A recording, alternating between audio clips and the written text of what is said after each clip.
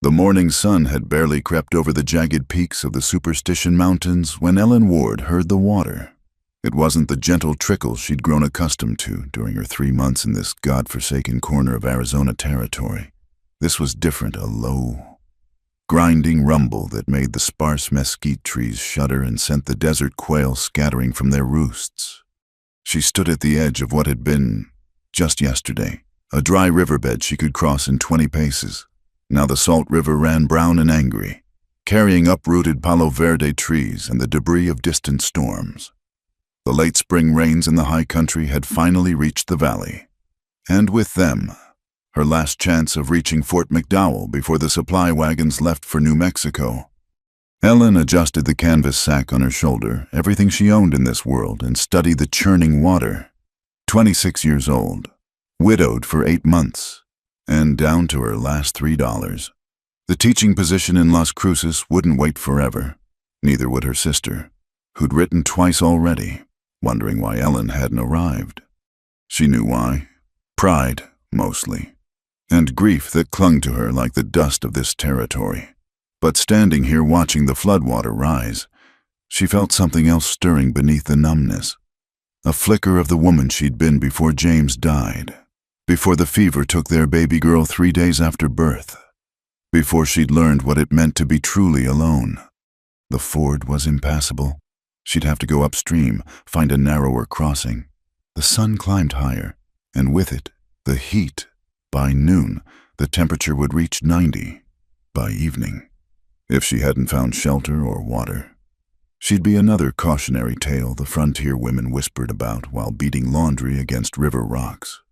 Ellen began walking north along the bank, her boots James's boots, taken from his trunk and stuffed with cloth to fit slipping on the loose stones. The river had cut deep here, creating walls of red earth that crumbled at a touch. Somewhere across that water lay the road to the fort, to civilization, to a life that might make sense again. 2 hours passed. The river narrowed but grew faster, funneled between canyon walls. Ellen's dress, already patched and repatched, caught on thorns and sharp rocks. Her hands, once soft enough to teach penmanship to the banker's children back in Tucson, were now cut and bleeding. She barely noticed.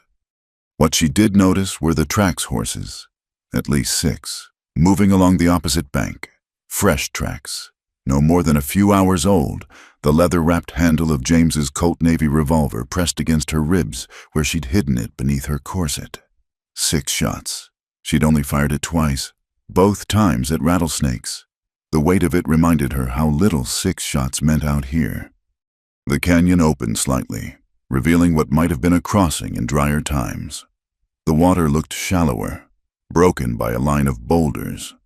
Ellen studied the gaps between them, measuring distances, calculating whether her legs were long enough, her balance sure enough. She thought of her sister's letter. The school has a small house attached. Nothing fancy, but clean and safe. The children here need someone patient, someone who's known loss but hasn't let it make them bitter. Ellen laughed, a short, harsh sound that echoed off the canyon walls. Not bitter. She'd been teaching bitterness to swallow itself for months now, washing it down with warm water and stale bread. Smiling at the ranchers' wives who whispered about the young widow who'd lost her mind with grief. She stepped onto the first boulder. The river pulled at her skirts immediately, the current stronger than it looked. Second boulder, third. Halfway across, the water rose to her knees. She could see the opposite bank clearly now, a shelf of sandstone, some hardy creosote bushes, salvation in the form of solid ground. The fourth boulder shifted under her weight. For a moment, Ellen felt herself suspended between balance and disaster, her arms windmilling, the canvas sack pulling her backward. Then the rock rolled completely, and she plunged into the flood. The water was shockingly cold despite the desert heat. It filled her mouth, her nose turned the world into a brown, churning chaos, her skirts tangled around her legs like ropes. The current slammed her against a submerged log, driving the air from her lungs. She clawed at the water, at nothing, her fingers finding only the indifferent flow. This is how it ends, she thought with surprising clarity. Not from fever or childbirth or a broken heart, but from simple miscalculation. The river would take her body miles downstream, leave it caught in some tangle of driftwood for the coyotes to find. Her sister would wait and wonder. The teaching position would go to someone else, someone who knew better than to chance a flooded river alone. Then, through the water filling her eyes, she saw him. He seemed to materialize from the canyon wall itself, a figure dropping from an invisible ledge. His movement fluid as the water, but with purpose the river lacked. Dark hair streamed behind him as he dove. And for a wild moment, Ellen thought she was already dead, that this was some angel or demon come to collect what remained of her soul. Strong hands caught her arms, pulled her up.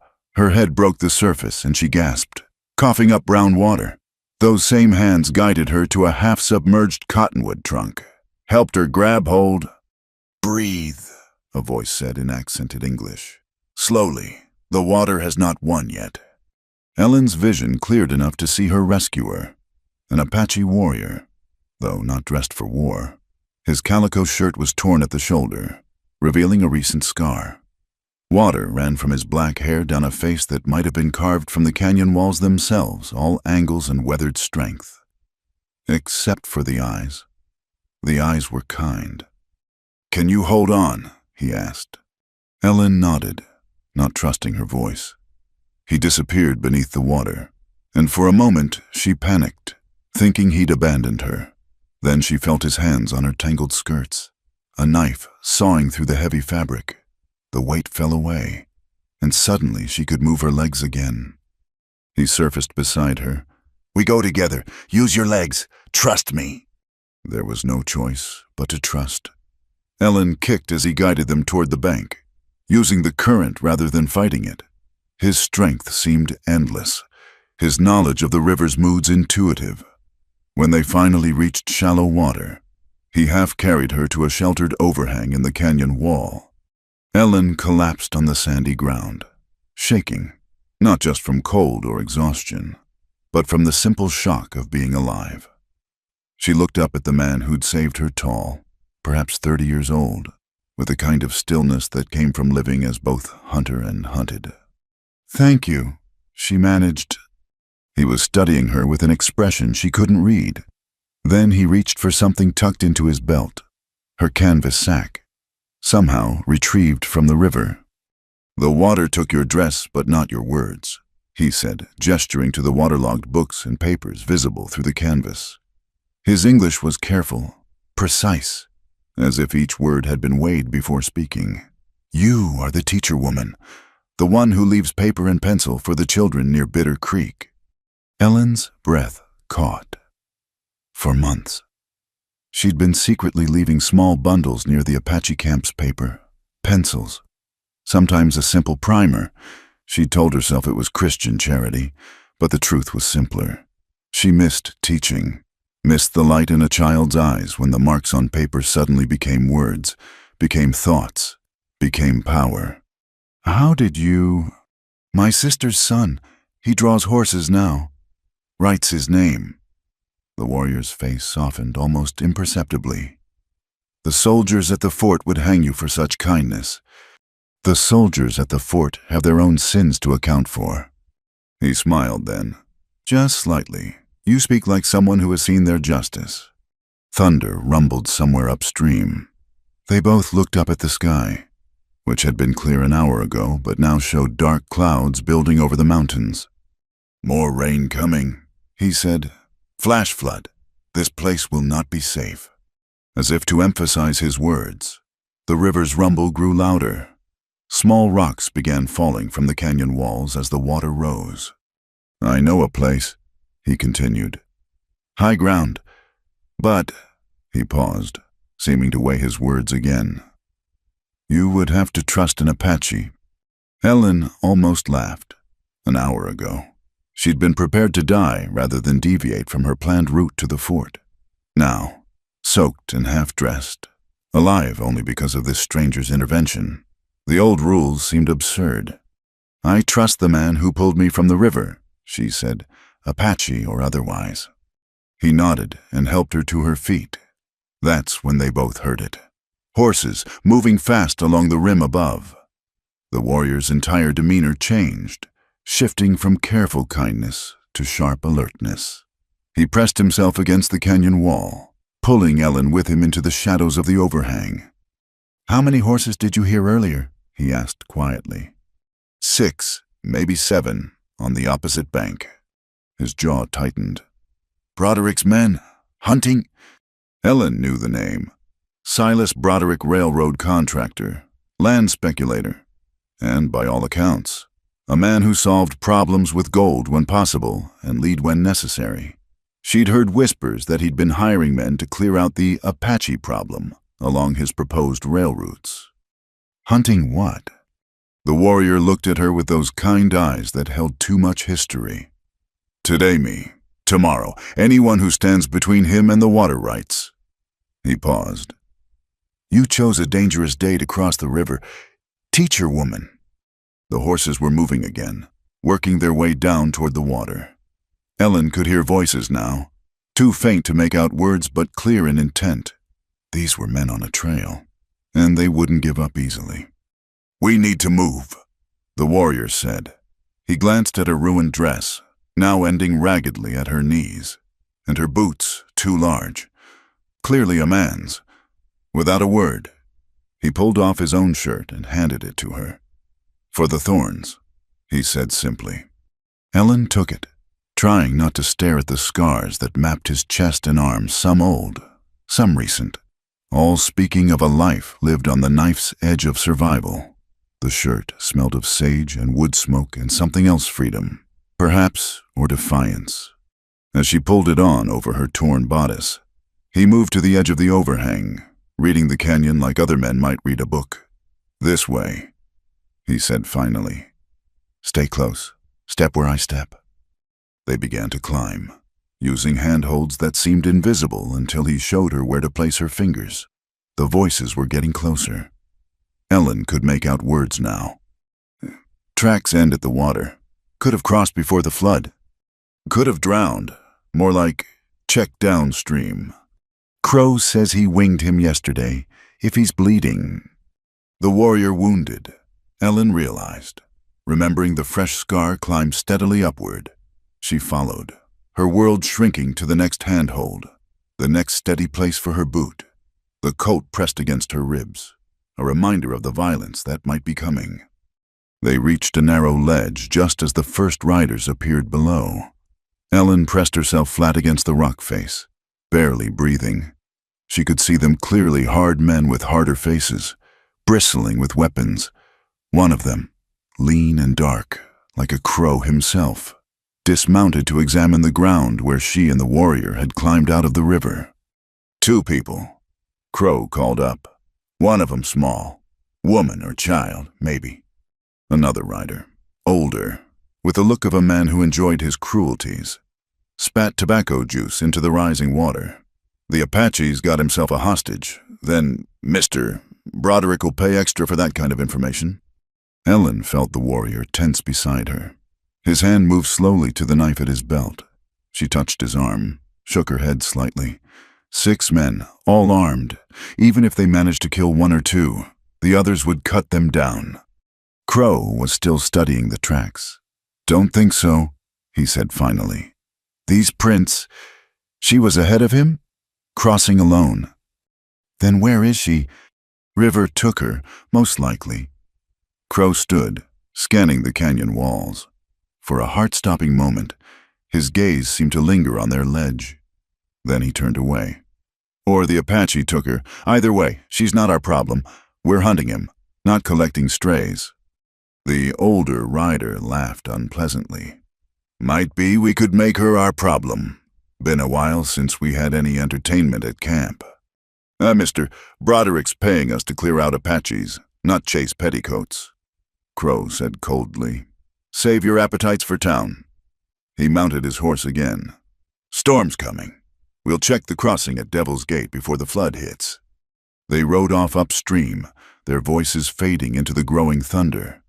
Ellen and the warrior remained frozen for long minutes after, waiting to be sure they were truly gone. Finally, he spoke. "You could have called out. They would have helped you." "Would they?" He studied her face. "You know the answer." Yes, she did. She'd seen what men like that considered help when it came to women alone on the frontier. Death in the river seemed cleaner somehow. "Come," he said. "The storm will cover our tracks, but we need shelter." They climbed higher, the ledge widening into a proper trail that wound up through layers of sandstone and volcanic rock. The first fat raindrops began to fall, cold and shocking after the morning's heat. Within minutes, it was a downpour. The warrior led her to a deep overhang, almost a cave, sheltered by a massive slab of rock. Ancient soot on the ceiling suggested others had used this shelter across the centuries.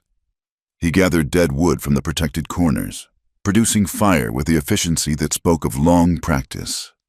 As the flames caught, Ellen finally got a good look at her rescuer. His face was younger than she'd first thought, but his eyes were ancient. Water ran from his hair, and she could see now that the scar on his shoulder was actually a fresh wound, partially healed but torn open again by his dive into the river. "You're hurt," she said. He glanced at the wound dismissively. "It will heal." "Not if it festers."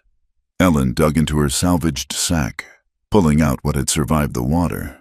Her few clothes were soaked, the books ruined, but wrapped in oilcloth at the bottom were the things that mattered: James's pistol, still dry, a small sewing kit, and a bottle of carbolic acid she'd bought from a traveling medicine man.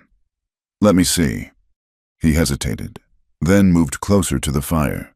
The wound was a graze, probably from a rifle shot, already showing signs of infection at the edges. "This will hurt," Ellen warned, uncorking the bottle. "Pain is an old friend." She cleaned the wound as gently as she could, but he never flinched, never made a sound. When she was done, she tore a strip from her ruined petticoat to bind it. "Now we are even," he said. "A life for a life." "I hardly think." "You think wrong." His voice was serious. "The papers you left for the children. My sister's boy was falling into darkness, anger, hatred. The words you left, the power to make marks that speak, you gave him a different path." Ellen felt tears prick her eyes. In all the months since James and the baby died, no one had suggested that anything she did mattered. "What's your name?" He was quiet for a long moment, watching the fire. "The name my mother gave me would be hard for your tongue. The name the white school tried to beat into me. I left buried there. But my sister's children call me Taklishta. It means he who waits for daylight." "I'm Ellen Ward." "I know." At her surprised look, he almost smiled. "The children talk. They wonder about the sad white woman who gives gifts but asks nothing back." Sad white woman. Is that what she'd become? Ellen pulled his shirt closer around her shoulders, shivering despite the fire. "Why were those men hunting you?" Taklishta fed another stick to the flames. "Broderick wants the water, all of it, the sacred springs, the seep wells, the rights to dam the rivers. My people are in the way." "But there are laws." "Your laws, written by men who have never carried water 20 miles for their children, enforced by men who take gold from other men like Broderick." He shrugged. "We will fight anyway." The rain hammered harder outside their shelter, turning the world into a gray curtain. Ellen watched the water cascade off the rocks, creating temporary waterfalls that would vanish with the sun. "I was going to Fort McDowell," she said. "Then New Mexico. My sister has arranged a teaching position." "Running away?" The question stung because it was true. Starting over. "The same thing, sometimes." He wasn't judging, just observing. "But the river had other plans. The river nearly killed me." "The river brought us together. Now Broderick's men hunt us both." He looked at her directly. They saw 2 sets of tracks. By now, Crow has figured out what happened. A white woman who helps Apaches. You are as much an enemy to them as I am. Ellen felt a chill that had nothing to do with her wet clothes. He was right. Even if she made it to the fort, questions would be asked. Why was she at that crossing? Who pulled her from the river? Why didn't she call out to Broderick's men? What do I do? Tonight, rest. Dry your clothes. Eat. He pulled something from a pouch at his belt. Dried meat and some kind of flatbread. Tomorrow, you choose. I can show you a way to the fort where Broderick's men won't find you. Or there is another path. Through the Blue Moon Pass. It goes to the old Spanish settlements, then to New Mexico. Longer, harder, but no one watches it. No one asks questions. Ellen took the offered food, chewing slowly. It tasted of smoke and salt and survival. Why would you help me? Your people have every reason to hate mine. Teclista was quiet for a long time, watching the rain. Hate is heavy to carry through the desert, he said finally. And you are not your people. You are Ellen Ward, who gives books to Apache children. That makes you uncommon. They sat in companionable silence, watching the storm spend itself against the ancient rocks. Ellen found herself studying his profile in the firelight. The way stillness seemed to flow from him like water from stone. She'd been around dangerous men, the frontier was full of them, but this was different. His danger was precise, controlled, pointed outward at threats rather than radiating in all directions. Tell me about the children, she said, the ones who found the books. For the first time since she'd met him, Teclista's face truly softened. My sister has two boys, one girl, the girl, Ayana. She draws everything now. Birds, horses, the mountains. She says when she learns all the words, she will write the stories our grandmother tells. And the boys, they fight over the pencils. He actually smiled. But they learn. Even old Nalnish, who said the white man's marks were witch signs, now asks his grandson to read the labels at the trading post. Ellen smiled too, imagining it. I was a teacher in Tucson. She swallowed. Before my husband died.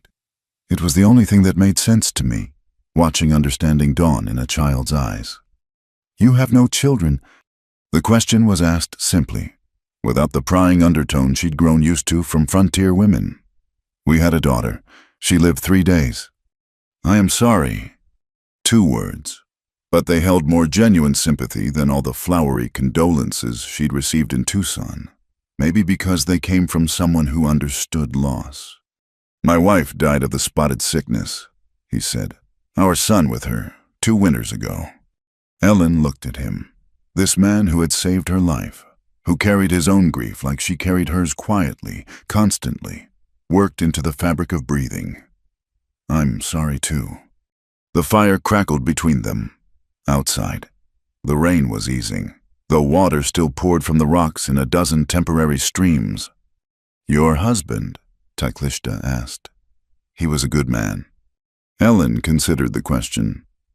He was kind, steady. He came west for his health lung weakness and thought the dry air would cure him. It didn't. She paused. We had a quiet life together, peaceful, if not passionate. I think we could have been happy, given time. Time is the one thing the desert doesn't give. No, Ellen agreed. It doesn't. She thought of James, coughing blood into his handkerchief, trying to hide it from her. Of the baby, so small, so perfect, fighting for each tiny breath until she couldn't fight anymore. Of herself, these past months, going through motions of living while feeling dead inside. Until today, until the river tried to take her and this stranger pulled her back. Are you cold? Teclista asked. Ellen realized she was shivering. A little. He moved around the fire, maintaining a respectful distance but close enough that she could feel his warmth. Sleep, he said. I will keep watch. Those men will not travel in this storm, and this place has only one approach: rest. Ellen knew she should stay alert, should maintain the proper distance that society demanded. But society was far away, and exhaustion pulled at her like the river's current. She lay down near the fire, using her ruined dress as a pillow. Taklishta. Yes. Thank you for saving me, for everything. Thank the river, he said. It brought us together for a reason. As sleep took her, Ellen wondered what that reason might be. The last thing she saw was him silhouetted against the storm, standing guard between her and all the dangers of the night. Tomorrow, she would have to choose the fort and safety and questions, or the unknown path through Blue Moon Pass.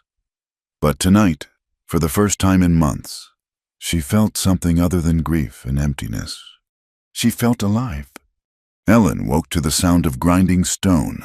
For a moment, she couldn't place herself: the cave, the cold fire, the unfamiliar shirt that smelled of sage.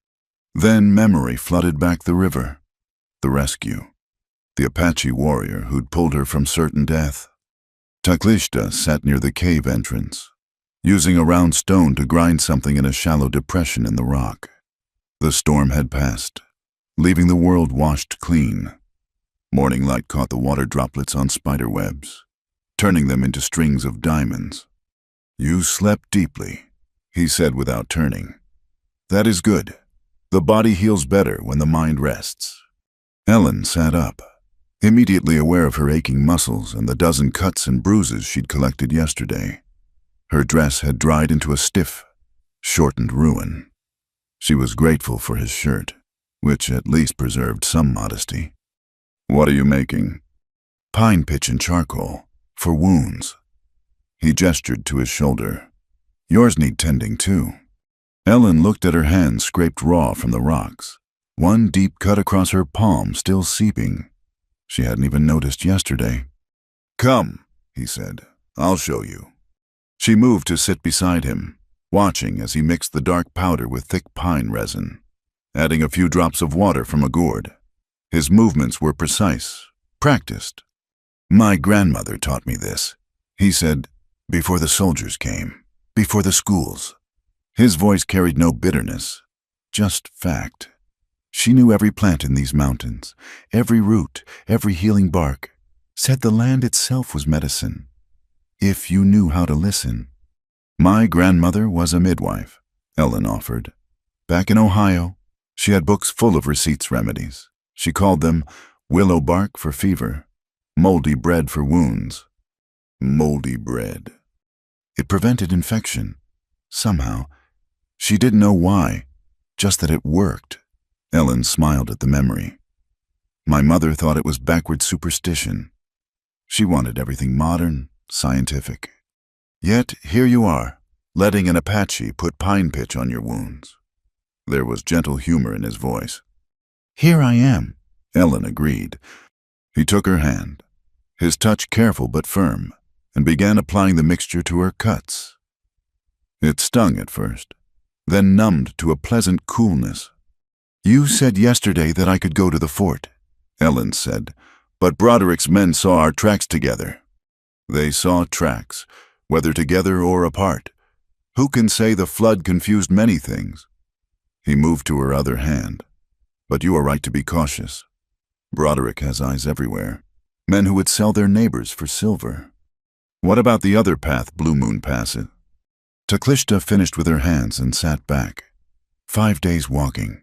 If you know the way, there is water, but you must know where. Food, but you must know what is safe. The Mexican settlements on the other side ask no questions. But the journey is dangerous. Everything here is dangerous. The question is which danger you choose. Ellen flexed her newly bandaged hands. The pine pitch had dried to a protective coating, pulling her skin tight but keeping the wounds closed. Would you, that is, could you show me the way?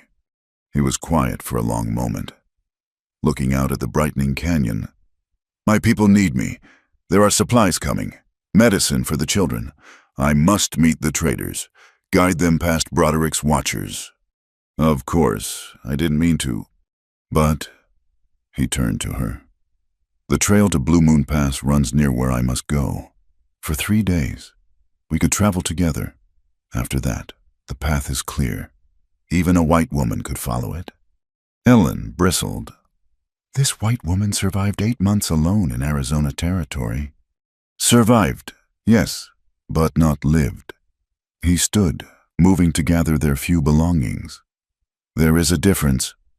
The truth of it stung more than the pine pitch on her wounds. She had been surviving, nothing more, going through motions, eating because her body demanded it, sleeping because exhaustion gave her no choice. But living that had died with James and their daughter. "We should go," Taklishta said. "The morning is cool, good for walking." They left the cave as the sun cleared the eastern peaks.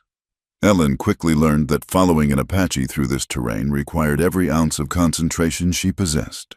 He moved like water finding its path downhill, always choosing the way that left the least trace. "Step on the rock, not beside it," he instructed. "The stone holds no memory. Earth remembers everything." They descended into a narrow canyon different from yesterday's violent watercourse. This one whispered with secret springs and seeps, its walls carved with spiral petroglyphs that looked impossibly ancient. "What do they mean?" Ellen asked, tracing one with her finger. "Stories, warnings, maps." Taklishta studied them briefly. "This one says water can be found where the white stone meets red. 2 days' walk toward the setting sun. This one tells of a battle, long ago, when the people with painted shields came from the south. And this," she pointed to a figure that seemed to be reaching toward a spiral. "The journey inward, or outward, depending on how you see it." He moved on without elaborating. By midday, the heat had become oppressive. They rested in the shade of a massive boulder, sharing the last of his dried meat in the water from his gourd. "Tell me about the school," Ellen said. "The one they sent you to." His face closed slightly. "Why?" "Because I was a teacher. I thought I was helping. Now, I want to understand what I was really part of." Taklishta broke a twig between his fingers, considering. "I was 12 when they took me, old enough to remember everything, too young to stop them. They cut our hair first, said it was for cleanliness. But we knew better. Hair holds memory, holds connection to ancestors. Without it, we were naked in ways that had nothing to do with clothes."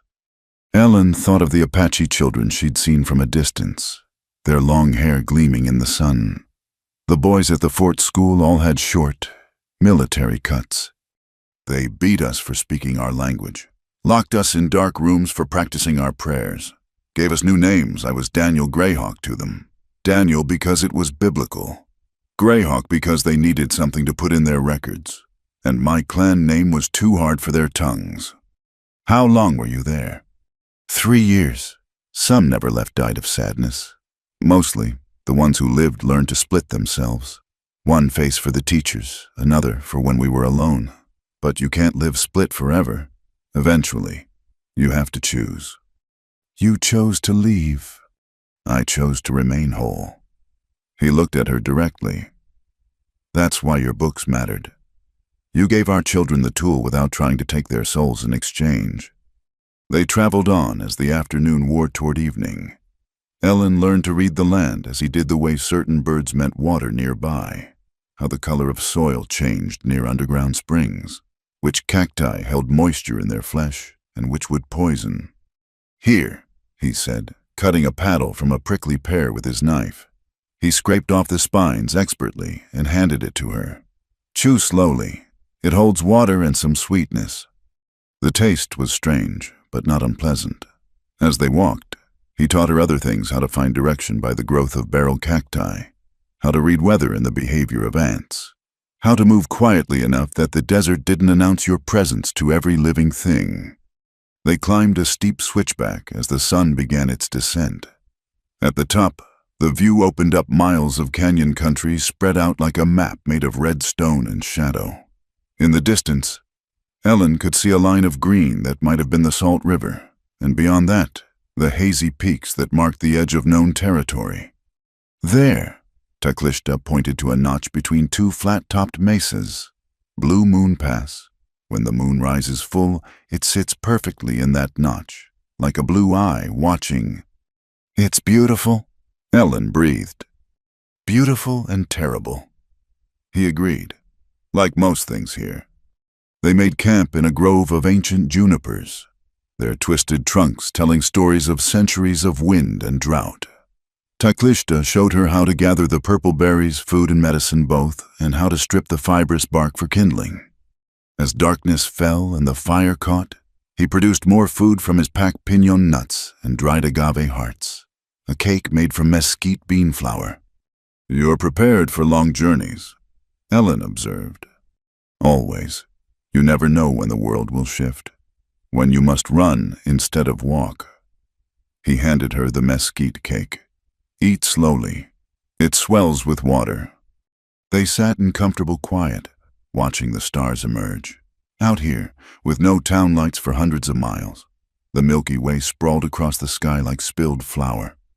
"James used to say the stars were God's poetry," Ellen said softly. "That if we could read them right, we'd understand everything." "What do you say?" She considered. "I say they're beautiful and distant and utterly unconcerned with human suffering. Perhaps that is their mercy." Taklishta suggested, "To be unmoved by our pain, or their cruelty." "The stars are neither cruel nor kind. They simply are. We are the ones who need them to mean something." He added a stick to the fire. "Your husband was a believer, then." "Devout. He read scripture every morning, prayed every night, said our daughter's death was God's will, that she was needed in heaven." Ellen heard the bitterness creeping into her voice. "I wanted to scream at him. What could heaven possibly need with a 3-day-old baby? What purpose could that serve?" "What did you do instead?" "Nothing. Smiled, nodded, died a little more each day." She pulled her knees to her chest. "The good widow, that's what they called me in Tucson. So brave, so faithful. They had no idea I was screaming inside." Taklishta was quiet for a long time. Then, "My people believe the dead travel west, following the sun to the spirit land, but first they must pass through a place of mists, where they shed their earth memories like old skin. Only then can they be free." "That sounds peaceful." "For the dead, perhaps. The living must make their own peace." He looked at her across the fire. "Have you—" "No." The word came out flat, final. "I don't even know what peace would look like anymore." "Maybe that is where it starts, with not knowing." A coyote called in the distance, answered by another, then another, until the night filled with their wild chorus. Ellen shivered despite the warmth of the fire. "They won't come close." Taklishta assured her. "Coyote is curious but cautious, like someone else I know." "I'm not cautious. Cautious people don't try to cross flooded rivers alone." "That wasn't courage. That was despair wearing courage's mask." His voice held no judgment. "I know the difference. I wore that mask for many months after my wife died." "What changed?" He smiled slightly. "My sister's youngest asked me to teach him to hunt. Such a simple thing, but when I saw him draw his first bow, steady his first arrow, I remembered life insists on continuing. Whether we participate or not, we can choose to guide it or let it flow past us." "So you chose to guide it?" "I chose to try. Some days are better than others." He pulled something from his pack, a small leather pouch. "Here, for your hands." Ellen opened it to find a salve that smelled of pine and something sweeter. As she applied it to her wounded palms, she asked, "Why Daniel?" "At the school, they named you Daniel. Why keep any part of that?" "To remind myself that I survived it, that they tried to erase me and failed." He shrugged. "And it's useful, sometimes, to have a name white men can pronounce. Makes trading easier." "But it's not who you are." "No, but Taklishta isn't all of who I am either. We are many things, many names, many faces. The trick is not losing yourself in the switching." Ellen thought about that about Mrs.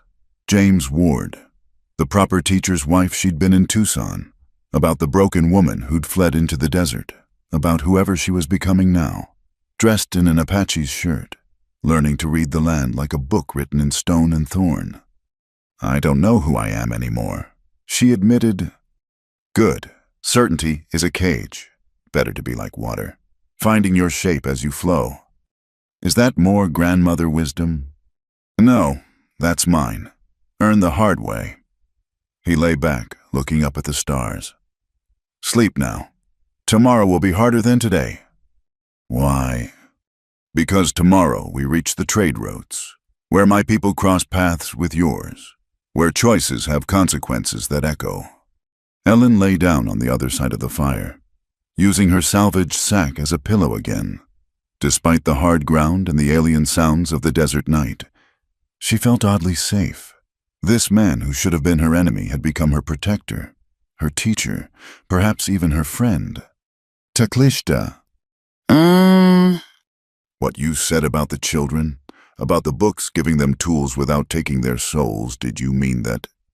I don't say things I don't mean. Then maybe, she paused, gathering courage. Maybe I wasn't just surviving after all. Maybe some part of me was still trying to live, even when I didn't know it. Seeds can wait years for the right rain, he said softly. That doesn't mean they're dead, just waiting. Ellen closed her eyes, feeling tears slip free, not the bitter tears of grief this time, but something cleaner, like rain after drought. In the morning, they would continue toward Blue Moon Pass, toward whatever choices waited at the crossing of worlds. But tonight, under stars that neither blessed nor cursed, she felt something shift inside her chest. Not healing, not yet, but maybe the possibility of it. The fire crackled low.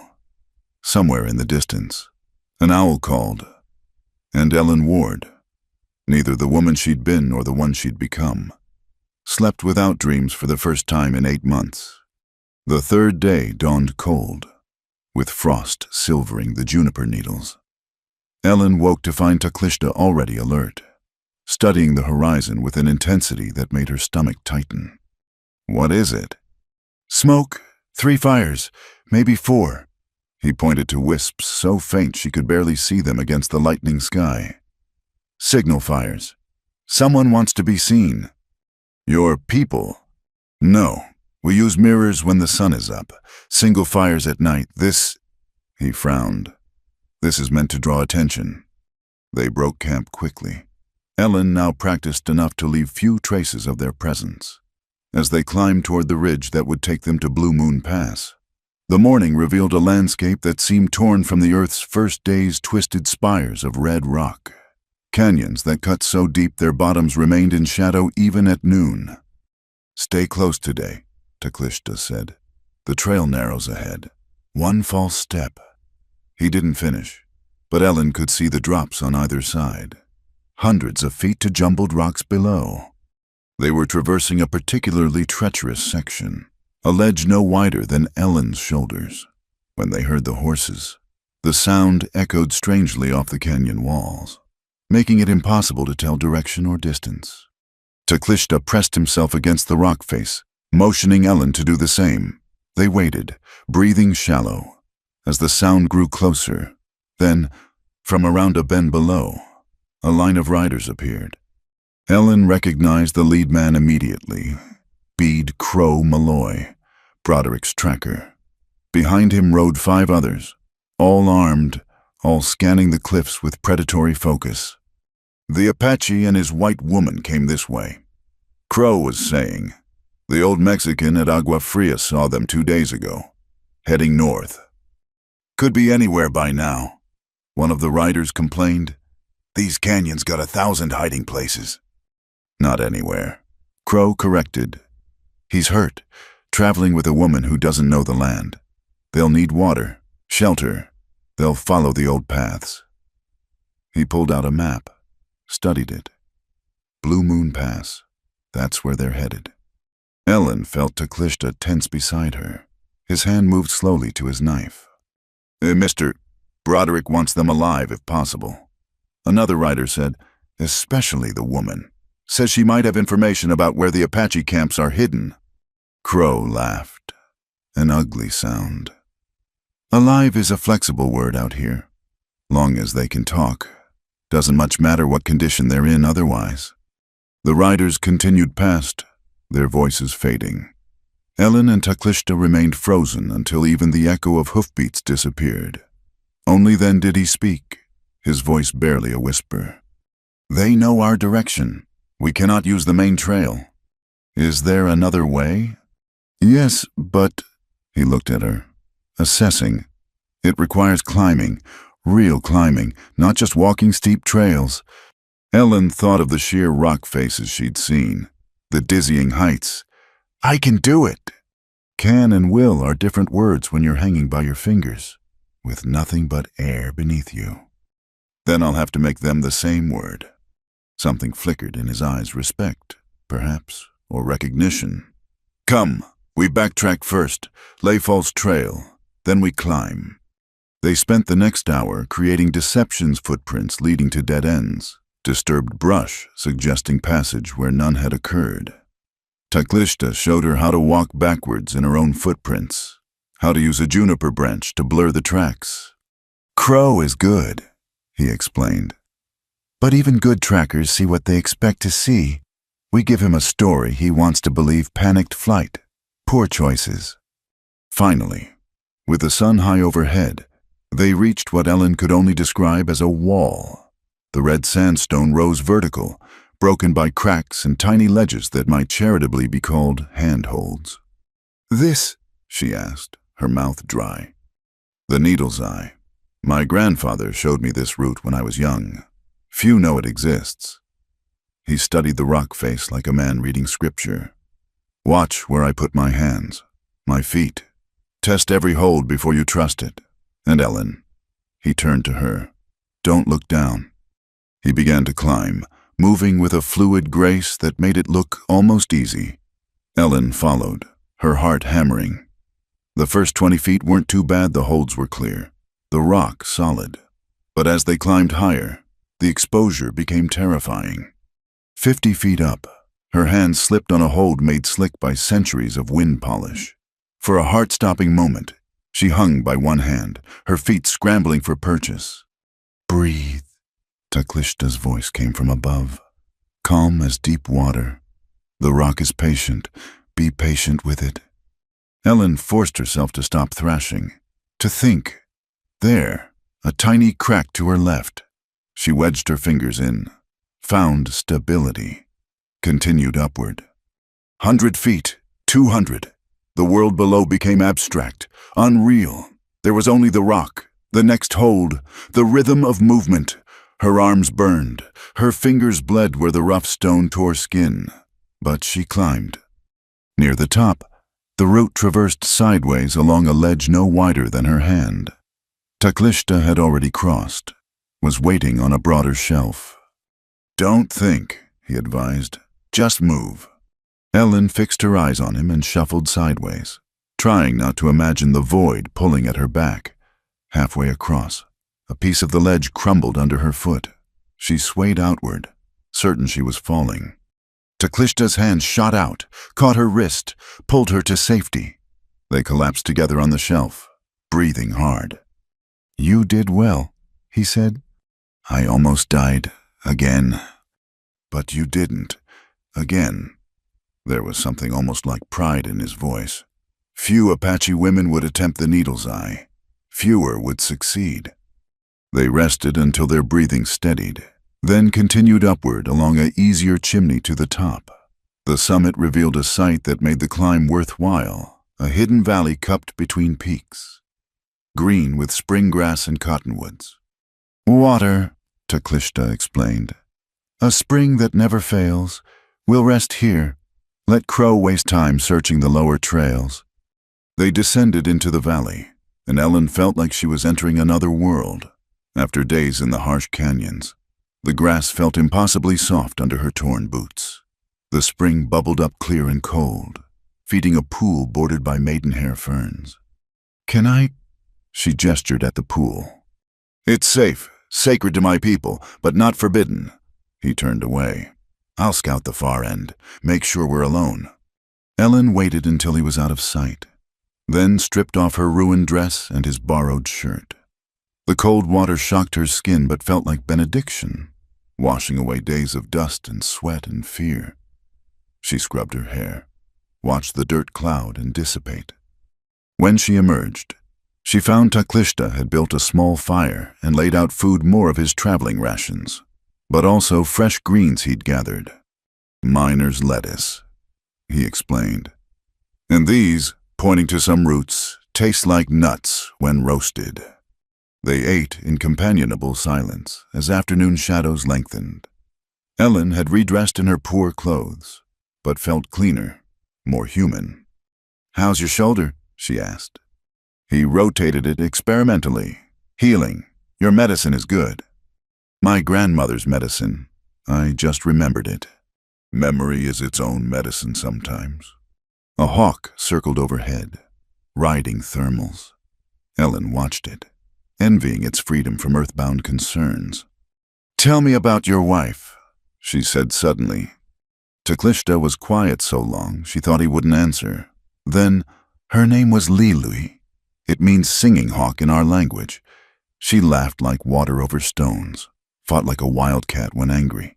She could track better than most men, shoot straighter, run longer." His voice softened. "She made me want to be better than I was." "How did you meet?" "At a gathering between bands. I was young, full of anger from the school years. She saw through it to something worth saving. We married against her father's wishes. He wanted her to marry a man with horses, not a half-tamed youth with nothing but rage." "But she chose you." "She chose us. There's a difference. She saw who we could be together." He poked the fire with a stick. 9 years we had, a son who lived 6. Then the sickness came." "I'm sorry." "Yes, but sorry doesn't bring them back, doesn't fill the empty lodge. For a long time. I wanted to follow them west. Even tried once, stood at the edge of the Mogollon Rim, ready to step into air." "What stopped you?" "An eagle. It swooped past, so close I felt the wind from its wings. And I thought Lilui loved watching eagles. If I die, who will remember how she shaded her eyes against the sun to track their flight? Who will tell our son's children that he could whistle like every bird in the forest?" He shrugged. "So I climbed down, decided to be a keeper of memories instead of another ghost." Ellen felt tears on her cheeks. "James wanted to name our daughter Faith. I wanted to name her Grace.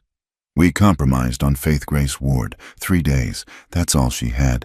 But I remember," her voice broke, "I remember how she gripped my finger, how her eyes were the color of storm clouds, how she smelled like hope. Then she lived still, in that remembering." They sat quiet as the valley filled with evening bird song. Finally, Taklishta stood. "We should move.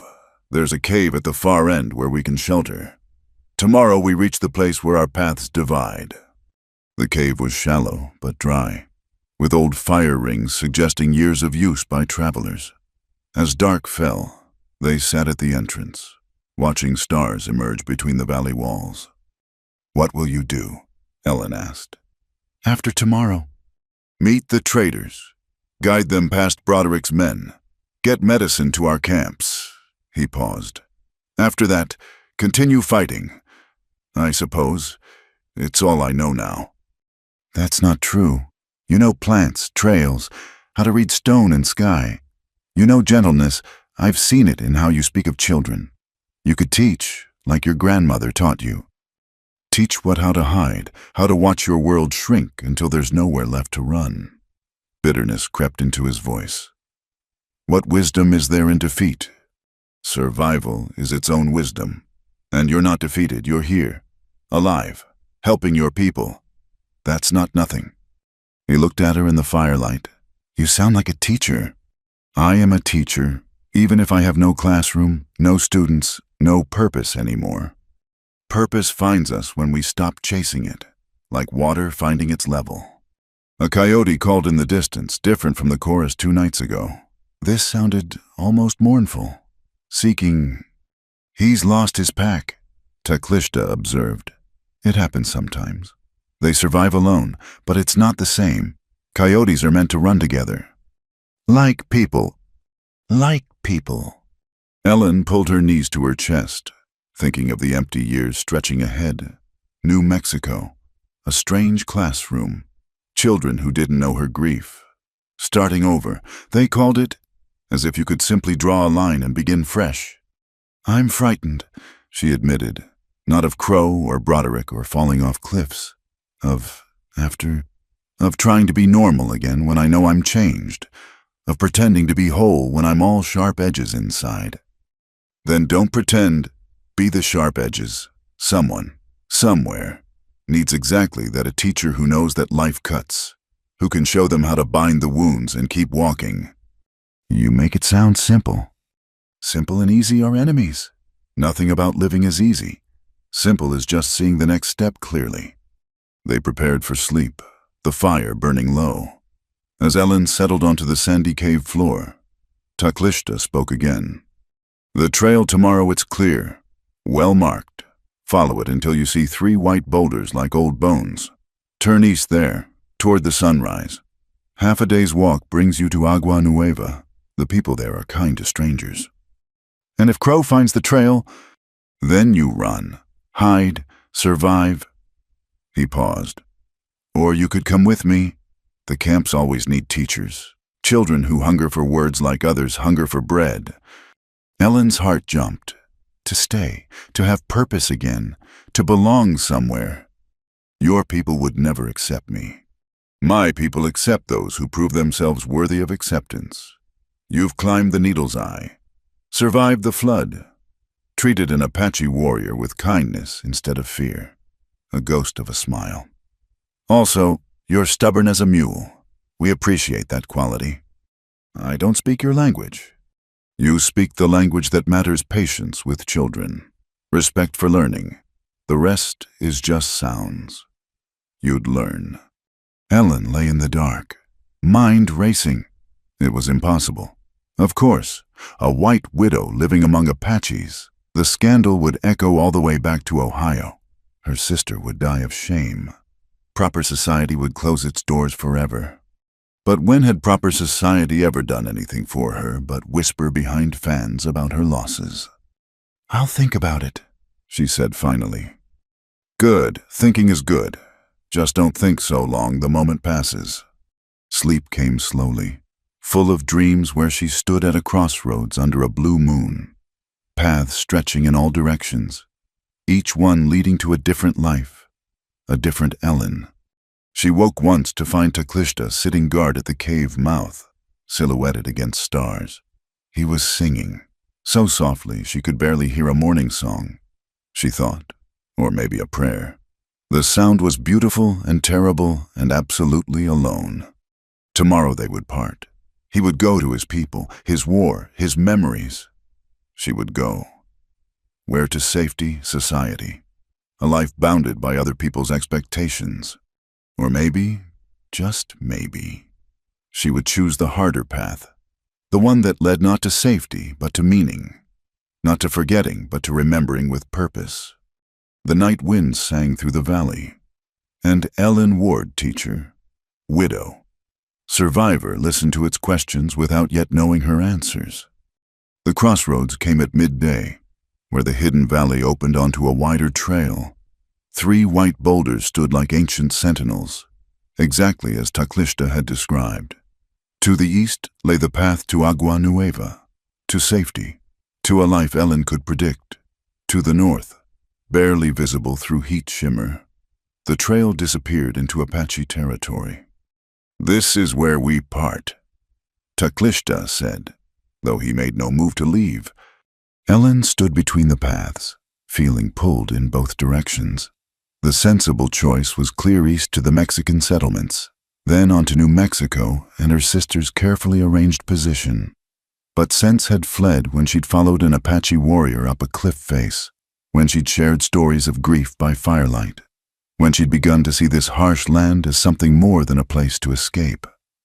"That medicinal woman you mentioned," she said suddenly. "The one who might help with supplies. Where would I find her?" Taklishta's expression remained neutral, but something shifted in his eyes. "Margaret Curley lives in a cabin near Staghorn Wells, 2 days north. But that's the direction you're going." It's dangerous.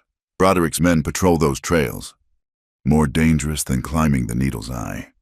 Different dangerous. That was just rock and air. This is men with guns and grudges. He studied her face. Why? Ellen took a breath. Because I'm tired of running toward nothing. Because your people need medicine and mine have failed me. Because... She paused, searching for truth. Because for the first time in 8 months, I feel like I have something to offer besides grief. You understand what you're choosing. My people may not welcome you. Your people certainly won't forgive you. My people already whisper that I've lost my mind. At least this way, the whispers will be true. For the first time since she'd met him, Taklishta smiled fully, a transformation that made him look years younger. Then we go north. But first, he knelt, scooping up a handful of red dust from the trail. Among my people, choices must be marked. Give me your hands. Ellen extended her bandaged palms.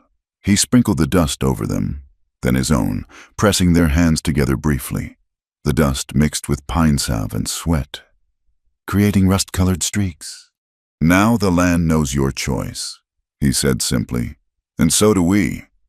They traveled north as the afternoon heat built, keeping to what shade the canyon walls provided. The trail here was more exposed than their previous routes, and Taklishta's vigilance increased. He stopped frequently to listen, to study the horizon, to read signs Ellen couldn't perceive. Riders passed this morning, he said, examining tracks. 4, maybe 5, moving fast. Crow, perhaps, or others like him. Broderick pays well for Apache scalps. Ellen's stomach turned. Scalps still. The government stopped paying bounties, but men like Broderick find ways. Proof of hostile kills. They call it $50 for a warrior, $25 for a woman, $10 for a... He stopped. It doesn't matter. We keep moving. They climbed out of the canyon system as shadows lengthened, emerging onto a plateau dotted with piñon and juniper. In the distance, Ellen could see smoke rising from what might have been a chimney.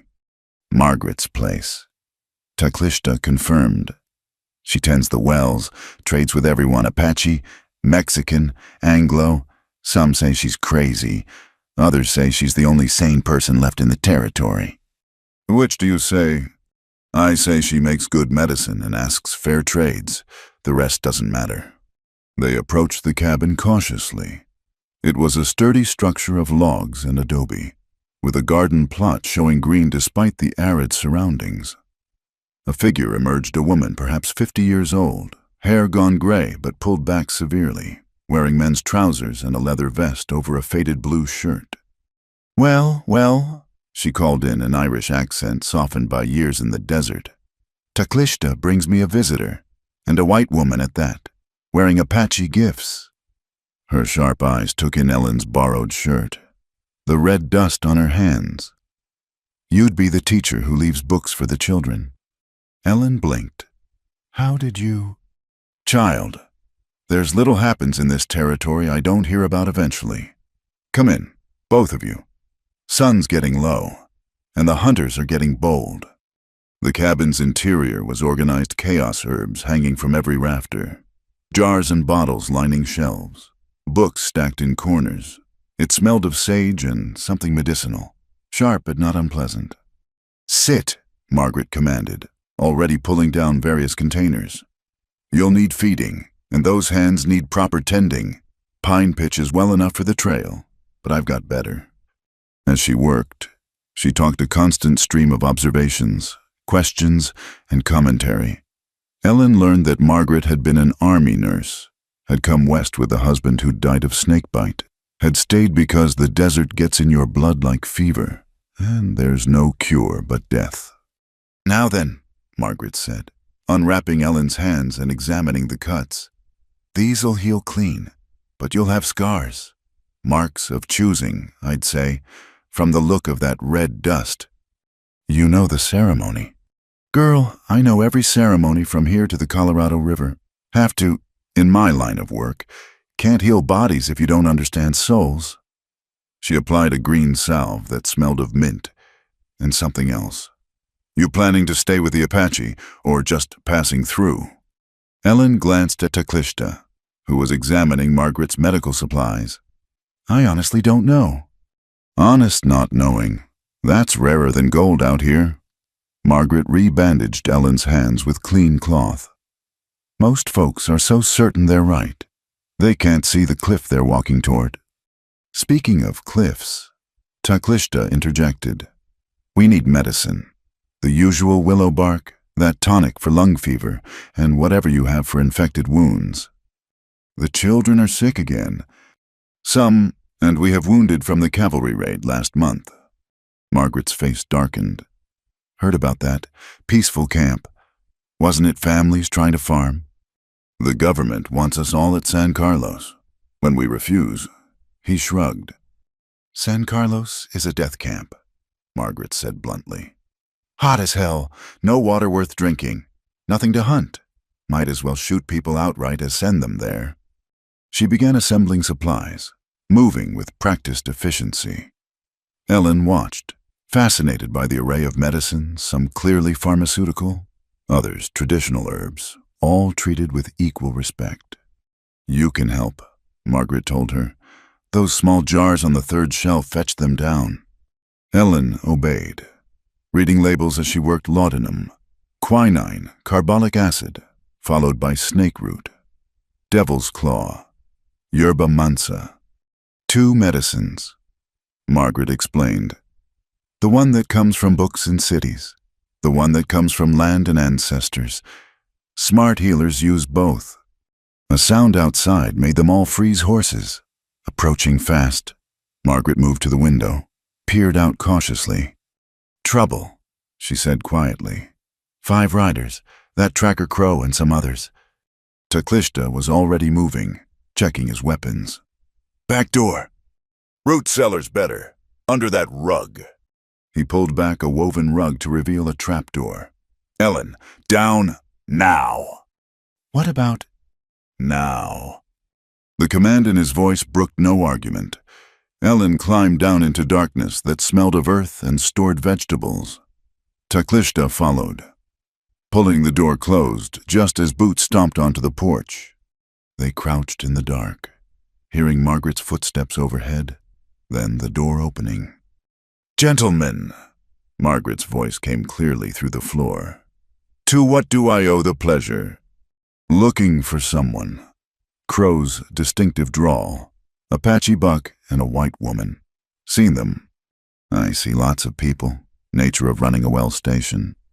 This would be recent. Today. Maybe yesterday. Woman's got light hair, wearing a blue dress. Man's tall for an Apache, got a shoulder wound. Shoulder wound. You say your handiwork. Does it matter? Matters if you expect me to patch up your victims after you're done playing hunter. There was movement above, boots on boards. Ellen held her breath. Careful, woman, another voice warned. Mister, Broderick don't like folks who harbor fugitives. And I don't like folks who threaten me in my own home. Margaret shot back. You want water, it's 2 bits a barrel. You want information, try the sheriff. You want trouble, I've got a scattergun, says you should look elsewhere. Tense silence. Then Crow again.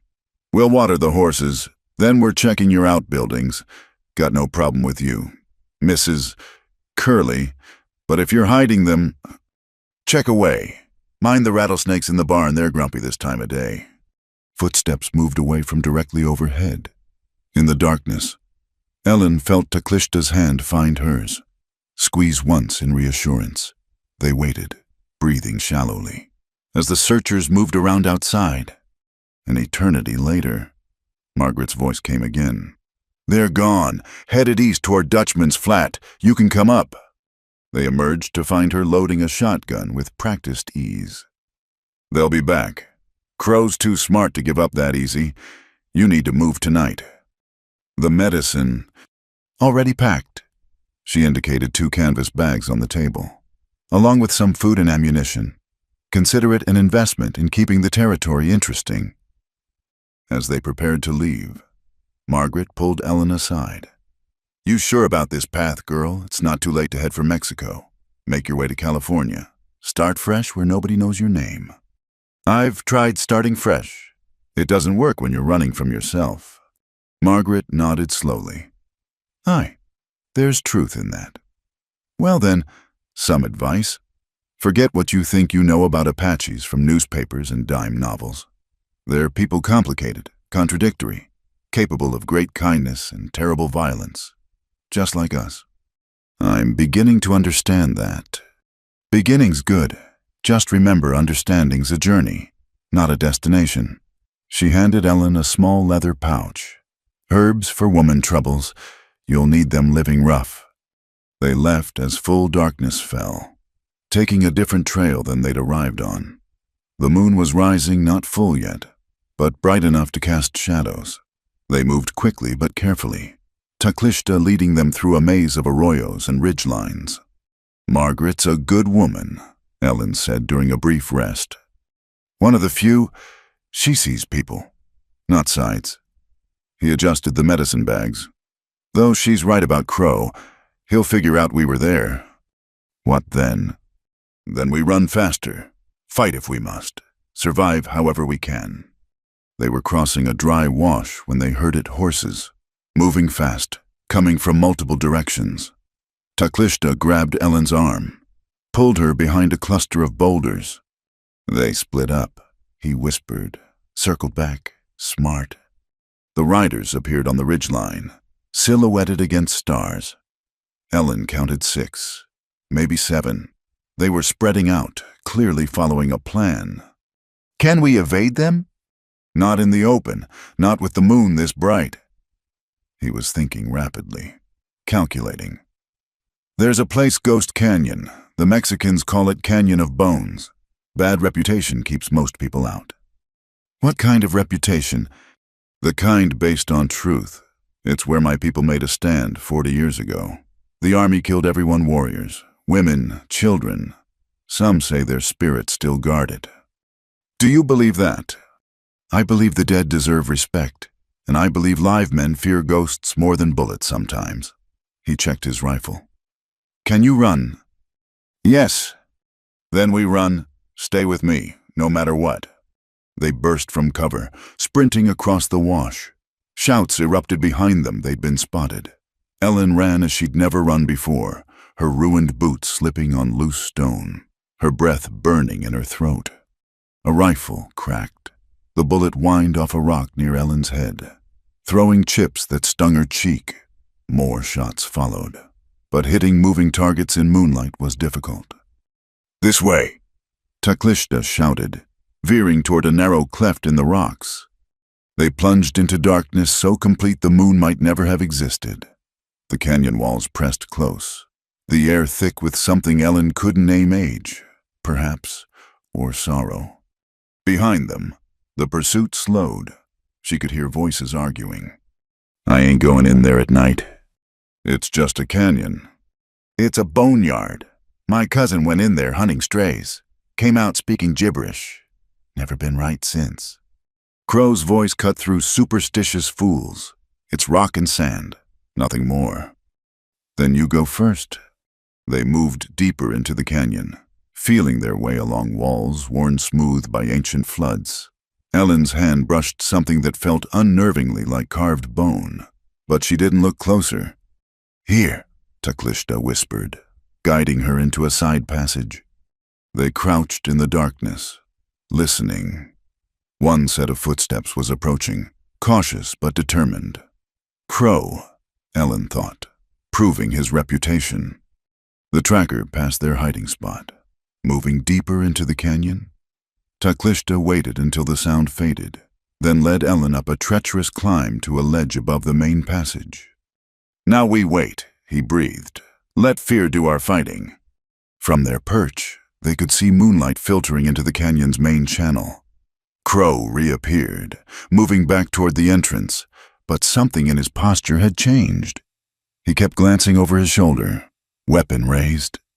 Then came a sound that raised the hair on Ellen's neck, whined through the rocks, but pitched like a human moan. Crow spun, fired at shadows. The shot echoed endlessly, multiplying until it sounded like an army firing. The tracker broke into a run, dignity forgotten. He burst from the canyon shouting, "Mount up! They're not in there! Nothing human's in there!" Ellen heard horses wheeling, hoofbeats fading into distance. Only when silence had held for long minutes did Taklishta speak. "The wind knows when to sing," he said. "My grandmother said the dead appreciate when the living remember their suffering." They climbed down, made their way through the canyon more slowly now. Ellen began to see why it had its reputation. Bones gleamed white in scattered moonbeams, some clearly human. Scraps of cloth, pieces of pottery, all the debris of lives violently ended. "Children too?" she asked softly. "Children too. The army claimed they were all warriors, but bones don't lie." They emerged from the far end of the canyon as the moon touched the western peaks. Ahead lay rougher country still, but also, Taklishta promised, the hidden trails that would take them to his people. "You did well," he said as they walked. "No panic, no hesitation." I was terrified. So was I. Fear's not the enemy, letting it control you is. They traveled until dawn painted the eastern sky pink and gold. Finally, Taklishta led them to a concealed spring where they could rest and refill their water. Ellen sat on a flat stone, watching the sunrise paint the rocks in shades of fire. Her dress was more rags than cloth now. Her hands ached despite Margaret's ministrations, and she was farther from civilization than she'd ever been. She'd never felt more alive. "No regrets?" Taklishta asked, reading her mood. "Ask me when we reach your people, when I see if I can actually help, or if I'm just another burden they don't need." "You're not a burden. You're a bridge." He was quiet a moment. "My people have a saying, the bridge belongs to neither bank but serves both. Maybe that's what you're meant to be. A bridge between worlds. A teacher who understands both, that's rarer than you know." Ellen thought about that as the desert woke around them, birds calling, lizards scurrying, the eternal cycle of survival continuing. A bridge. Neither fully one thing nor the other, but something necessary. Her hands still bore the red dust of choice. Looking at them in the morning light, she no longer saw stains to be washed away, but marks of becoming. Whatever lay ahead, acceptance or rejection, purpose or more wandering, she would meet it as herself. Not the grieving widow, not the proper teacher, but Ellen Ward, bridge between worlds, marked by the land itself.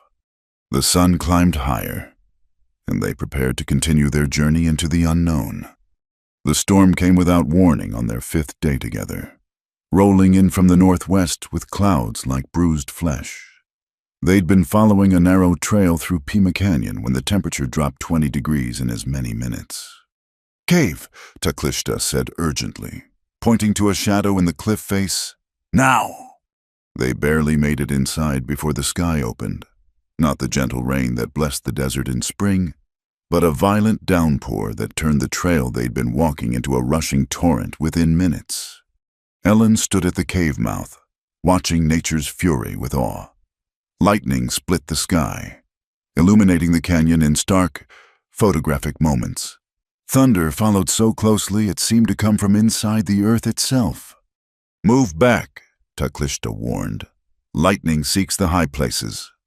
They retreated deeper into the cave, which opened into a larger chamber. Evidence of previous occupants lay scattered fire-blackened stones, a few pottery shards, marks on the walls that might have been art or maps or both. Taklishta built a small fire using wood someone had stockpiled against such need. As warmth filled the space, Ellen became aware of how cold she was, how her torn dress did little to protect against the storm's chill. She was shivering when he noticed the bruises. "Your arms," he said quietly. Ellen looked down. Purple-black marks covered her forearms where Crow's men had grabbed her during their flight 2 nights ago, when they'd nearly been caught at a river crossing. She'd been so focused on running, on surviving, she'd barely registered the pain. "It's nothing," she said, but her teeth were chattering. Teclista pulled a blanket from his pack wool, traded from the Navajo. He held it out to her. "You need to get warm. That wet dress." Ellen understood what he wasn't saying. The proprieties that had governed her life seemed absurd here, with lightning making the world electric and cold seeping into her bones. She took the blanket, turned away, and struggled out of the ruined dress. The blanket was rough but warm. She wrapped it around herself, trying to cover the bruises that marked not just her arms but her ribs, her shoulders, all the places where violence had touched her in their flight. When she turned back, Teclista was studiously tending the fire, but she caught something in his expression, not desire, but a deeper anger at those who'd marked her.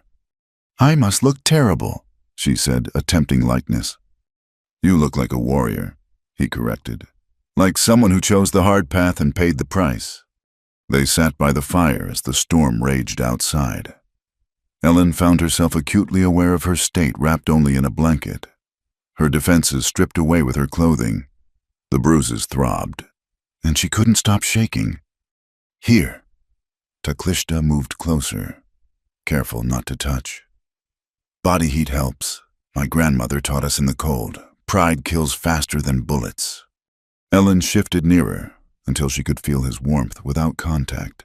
Slowly, her shivering eased. They sat in silence, listening to the storm, the fire, their own breathing. "Can I tell you something?" Ellen said finally. "Yes." "After James died? After the baby?" She pulled the blanket tighter. "I felt like my body betrayed me. It lived when they died. It kept breathing, kept needing food and water and sleep. I hated it for that. And now I see these bruises, feel these cuts, and I think at least it's honest damage. At least it comes from choosing something, not just enduring." Lightning flashed particularly close, the thunder immediate and deafening. Ellen instinctively pressed closer to Teclista. He didn't move away. "Your shoulder," she said, noticing fresh blood on his shirt. "The wound's opened again. The climbing yesterday. It will heal." "Not like that. Let me see." He hesitated, then pulled off his shirt. The wound was worse than before, inflamed, seeping. The constant movement, the lack of proper rest, had prevented healing. Ellen retrieved Margaret's medical supplies from the pack. As she worked cleaning, applying salve, re-bandaging, she was aware of his scars. So many stories written in damaged flesh. Do they hurt the old ones?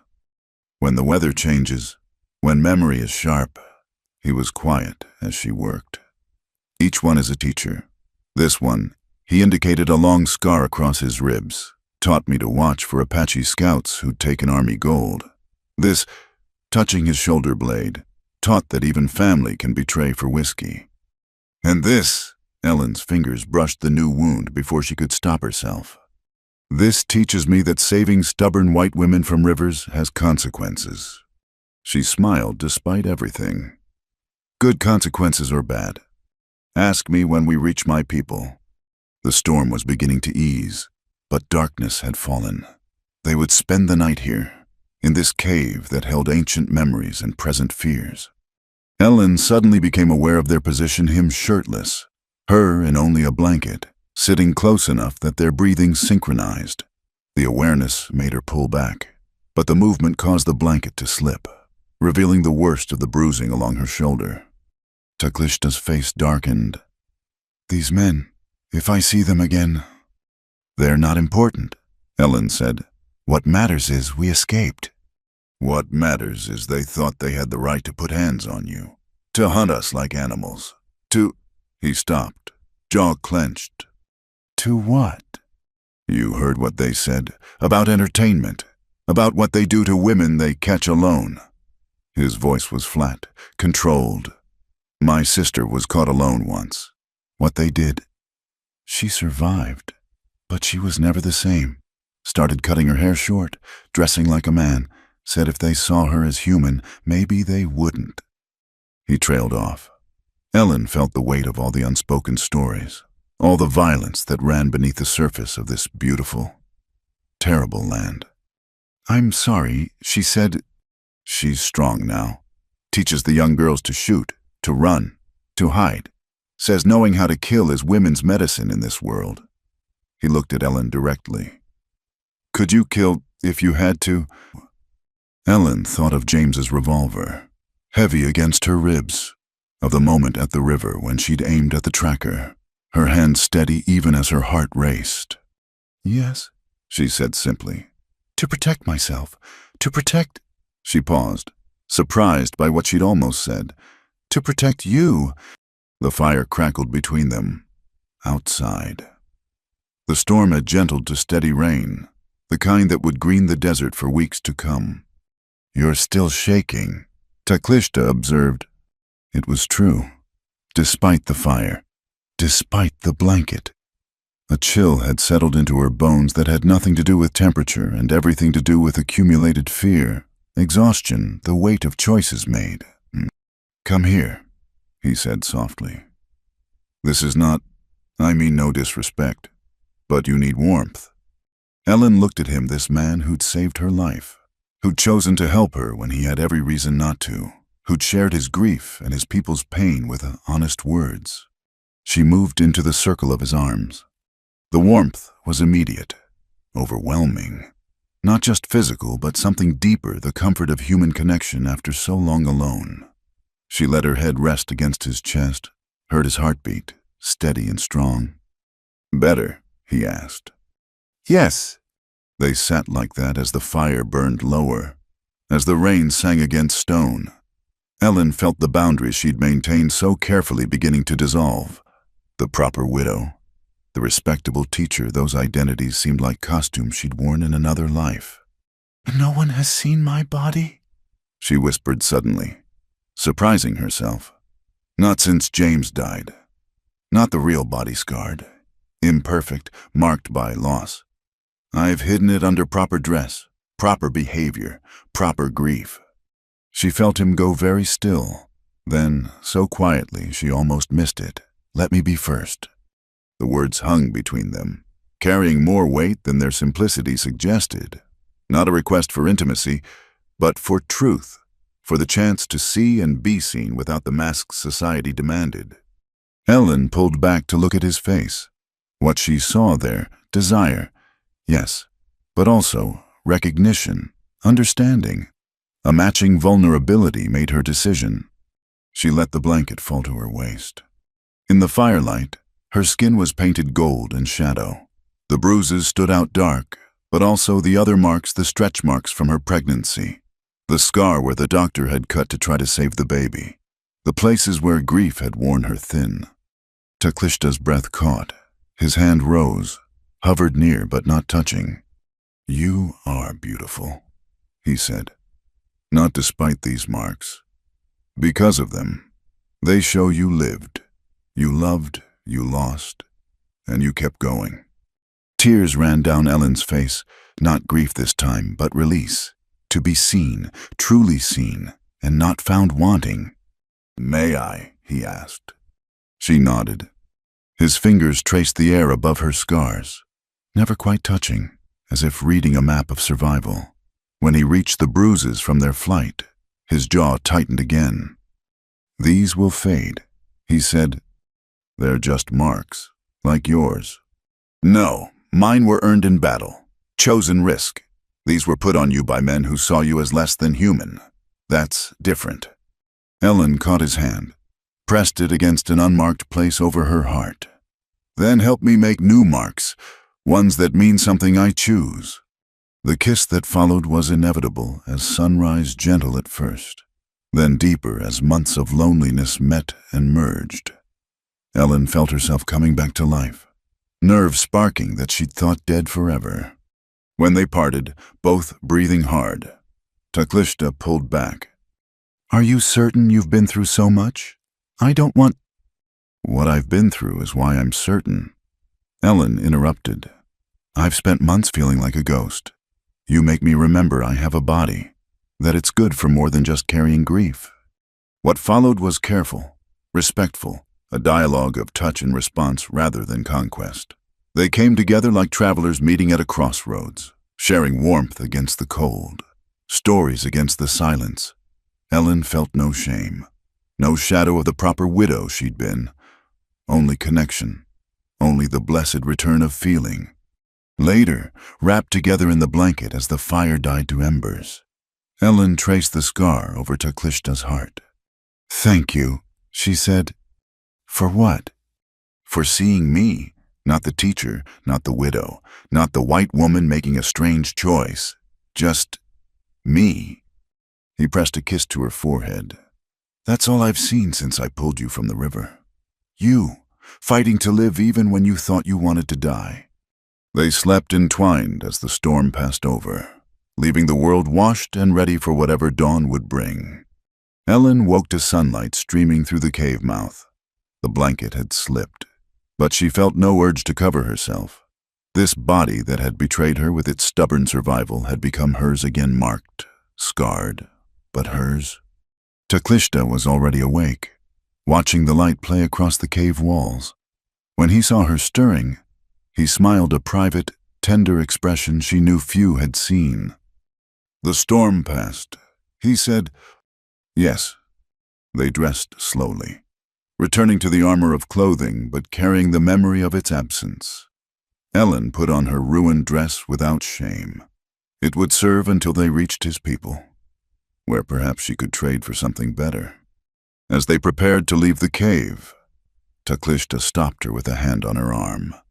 "Last night was what we both needed," Ellen finished. "No promises, no expectations, just two people choosing to be alive together." He nodded, understanding. "My people are a day's journey from here. Are you ready?" Ellen looked out at the rain-washed world, brilliant under desert sun. Somewhere out there, Broderick's men still hunted. The Apache camps might reject her. She might fail at this bridge building, might find herself truly belonging nowhere. But this morning, marked by choice and connection, she felt ready for whatever came next. "Yes," she said, "I'm ready." They left the cave as the sun climbed higher, walking together into the uncertain future, carrying the gift of having been truly seen. The Prescott Roadhouse sat like a sun-bleached bone in the middle of nowhere, a sprawling collection of adobe walls and wooden additions that served as hotel, saloon, trading post, and, today, courthouse. Ellen stood in the dusty yard, watching men transform a freight wagon bed into a judge's bench by throwing a horse blanket over the splinters. "Frontier justice," Taklishta murmured beside her, "swift and crooked as a rattler's track." It had been 3 weeks since they'd reached his people. 3 weeks of small victories and careful diplomacy that had led to this moment. Ellen touched the leather portfolio under her arm, Broderick's ledger, recovered from the abandoned ranch, filled with damning evidence of water theft, forged deeds, and violence disguised as law. "There," she said, nodding toward a group of riders approaching. "The judge." Judge Artemis Pike looked exactly like what he was, a political appointee who rode circuit because no one else would take the job. Thin, weathered, with eyes that had seen too much and cared about too little. He dismounted stiffly and immediately called for whiskey. "And Broderick," Taklishta observed. Silas Broderick arrived like a lord visiting his holdings, in a black carriage incongruous with the rough surroundings. He stepped down, immaculate in a gray suit, every inch the successful businessman. Only his eyes cold as winter stone revealed the predator beneath. Ellen felt Taklishta tense beside her as Crow Malloy and 4 other gunmen flanked Broderick. She touched his arm lightly, a reminder. "We do this with law, not bullets." "Mrs. Ward." Broderick's voice carried across the yard, silky with false courtesy. "What an unexpected pleasure. I'd heard you'd gone native, but seeing it..." He let his gaze travel over her appearance, the Apache dress she now wore, her sun-darkened skin, the turquoise bracelet Taklishta's sister had given her. Such a waste of good breeding. "Mr. Broderick," Ellen replied evenly. "I see you've brought your usual honor guard. Afraid of something." His smile tightened. Cautious. Merely, there are savages about, after all. The crowd was gathering ranchers, townspeople, drifters, all drawn by the spectacle of a trial.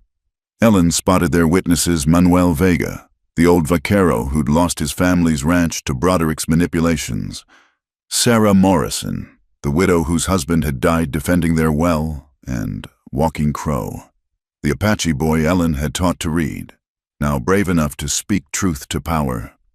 "All rise for the Honorable Judge Pike," someone shouted, and the makeshift court came to order. Pike climbed onto the wagon bed, already unsteady from drink. "This court is now in session. What's the complaint?" Ellen stepped forward. "Theft, Your Honor, fraud, murder, all in service of stealing water rights from lawful owners." "That's a heavy charge," Pike said, eyeing her with surprise. "And you are?" Ellen Ward, speaking for the combined interests of the Apache bands, Mexican landholders, and American settlers whose water rights have been systematically stolen by Mr. Broderick. A murmur ran through the crowd. Pike's eyebrows rose. "A white woman speaking for Apaches, that's irregular." "What's irregular?" Ellen said. "His men dying of thirst while one man hoards water he has no right to. May I present evidence?" Broderick stood. "Your Honor, I object to this woman having any standing in this court. She's obviously been corrupted by her associations." He said the last word like it tasted foul. "For all we know, she's being coerced by her savage companions." "No one coerces me, Mr. Broderick," Ellen said coldly. "I speak freely, as is my right as an American citizen." "Rights you forfeited when you chose to bed down with." "Enough," Pike interrupted. "The witness may present evidence, but mind yourself, woman. This court has little patience for dramatics." Ellen opened the ledger. "This book, recovered from the Delgado Ranch after its mysterious abandonment, contains Mr. Broderick's private records. I draw your attention to the entry dated March 15th, a payment of $50 to one Jake Morrison for, quote, removing obstacle at Sweetwater Springs. Jake Morrison was later seen drinking in Tucson, boasting about the rancher he'd shot for refusing to sell water rights. Hearsay. Broderick's lawyer, imported from San Francisco, objected. The book could belong to anyone. Then perhaps Mr. Broderick can explain why his signature appears on every page." Ellen held up the ledger, showing the distinctive scrawl. The crowd stirred. Broderick's face remained calm, but Ellen saw his hand move toward his vest pocket, a tell Taklishta had taught her to watch for. "I call Manuel Vega to speak," Ellen announced. The old vaquero stepped forward, hat in hand, in broken English supplemented by Spanish. He told of 3 generations on his ranch, of Broderick's men damming the creek upstream, of crops dying and cattle dropping, of the night riders who burned his barn when he refused to sell. "They gave me paper," Manuel said, producing a crumpled document. "Said sign or watch my grandchildren starve, so I signed." A legal transaction. Broderick's lawyer insisted, signed and witnessed. Witnessed by Mr. Broderick's own men. Ellen countered. She turned to the crowd. "How many of you have signed such papers? How many watched your land die before selling for pennies on the dollar?" Hands rose throughout the crowd. Mexican, Apache, even some whites. Pike was starting to look uncomfortable. "Order," he called. "This isn't a town meeting." Sarah Morrison testified next, her voice steady as she described her husband's death. Then came Walking Crow, speaking in careful English about the sacred springs his people had used for generations, now fenced and guarded by Broderick's men. The boy's testimony is inadmissible. Broderick's lawyer objected. "Indians can't testify against white men in territorial court." "He's not testifying against Mr. Broderick," Ellen said smoothly. "He's merely describing the location of water sources. Unless Mr. Broderick claims to own the very concept of water." Laughter rippled through the crowd. Broderick's face darkened. "Your Honor," he said, standing. "This is becoming a circus. I'm a businessman, not a criminal. I've brought prosperity to this territory, jobs for those willing to work, progress. Progress built on stolen water is just dressed-up theft." Ellen interrupted. "Your Honor, I have one more piece of evidence." She produced a letter, careful to keep her hands steady. This was the gambit, the risk everything hinged on. A communication from Mr. de Broderick to certain parties in Washington, discussing the, quote, removal of Apache obstacles to territorial development, and promising that the savage problem will be resolved before the railroad arrives. The crowd went silent, even in a territory hardened to violence. The implications were clear. Broderick wasn't just stealing water. He was orchestrating removal, maybe massacre. "Where did you get that?" Broderick snarled, his composure finally cracking. "From your own files, Mr. Broderick. Amazing what men leave lying around abandoned ranches." That's when Crow Malloy made his move. The gunman's hand was halfway to his pistol when the shot rang out. Not from Crow, from the edge of the crowd, where Teclista stood with his rifle already returning to rest position. Crow's gun spun away into the dust, the man clutching his bleeding hand. "Nobody else moves." Teclista said calmly, "This is a court of law." For a moment, violence hung in the air like smoke. Broderick's men fingered their weapons. The crowd pressed back, and Ellen stood exposed in the middle, wondering if their gamble on justice had just signed their death warrants. Then Judge Pike surprised everyone. "Mr. Malloy," he said, voice suddenly stone sober, "you just drew a weapon in my court. That's contempt at best, attempted murder at worst." He looked at Broderick. "Control your men, sir, or I'll have the federal marshals control them for you." "Federal marshals?" Broderick scoffed. "The nearest marshal is 200 miles away." Pike smiled thinly and gestured to the crowd. 3 men stepped forward, badges glinting. "Actually, they've been here for a week. Something about reports of water rights violations affecting interstate commerce. Seems the government takes a dim view of men creating private empires." Ellen felt her knees go weak with relief. The letters she'd sent through Margaret Curley, the careful documentation, the plea for intervention, it had worked. "This is entrapment," Broderick hissed. "This is justice," Pike corrected. "Late and imperfect, but justice nonetheless." He turned to the crowd. "This court rules that all water deeds obtained through coercion, fraud, or violence are null and void. Water rights revert to original holders or, in cases of traditional use, to the communities that have depended on them." The crowd erupted. Mexicans embraced Apaches, ranchers shook hands with former enemies, and Ellen found herself at the center of a swirl of gratitude and celebration. But Broderick wasn't finished. "You think this ends it?" he said, his voice carrying over the noise. "You think one ruling from a drunk judge changes anything? I have money, influence, friends in Washington. I'll be back. And when I am..." "When you are..." One of the federal marshals interrupted. "You'll be facing charges in federal court. Fraud, conspiracy, attempted murder, and violation of treaty rights. That letter misses. Ward mentioned we have the rest of the correspondence. You're done here, Broderick." As the marshals moved in, Crow made one last desperate play. His good hand went for a hideout gun. The movement almost too fast to follow. 3 shots rang out simultaneously from Teclista, from a marshal, and from Sarah Morrison, who'd pulled her late husband's Navy Colt from beneath her shawl. Crow fell, his chest blooming red. He looked surprised more than anything, as if he couldn't believe his luck had finally run out. "Anyone else?" the marshal asked mildly. Broderick's remaining men raised their hands in surrender. Broderick himself stood frozen, watching his empire crumble in real time.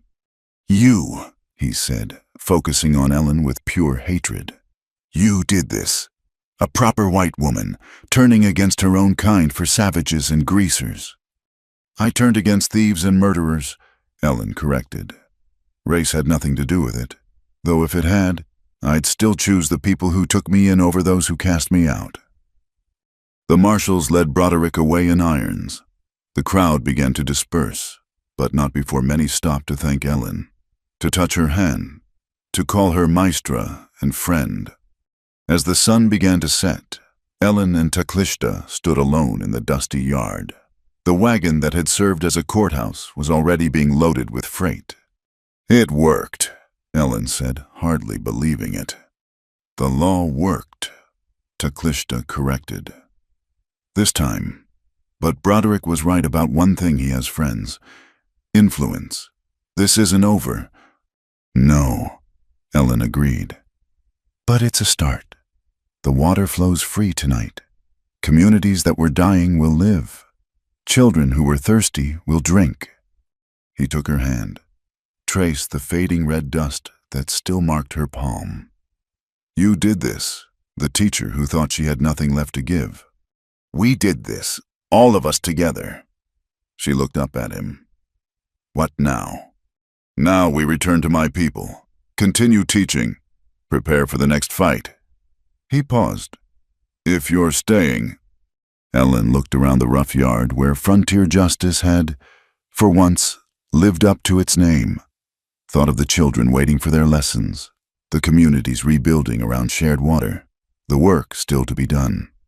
"I'm staying," she said. "This is home now." As they mounted their horses and rode toward the setting sun, Ellen felt the weight of what they'd accomplished and what lay ahead. Justice was never permanent in the territory, always requiring defense, always under threat. But today, they'd won. Today, water flowed free and communities breathed easier. Today, a teacher and a warrior had proven that justice could prevail, even on the frontier, even against men who believed themselves untouchable. The road ahead was long, but they would ride it together. The word spread like wildfire through the valleys and canyons. Broderick was coming back, not with lawyers this time, but with hired guns from Texas, promising to take by force what the court had denied him.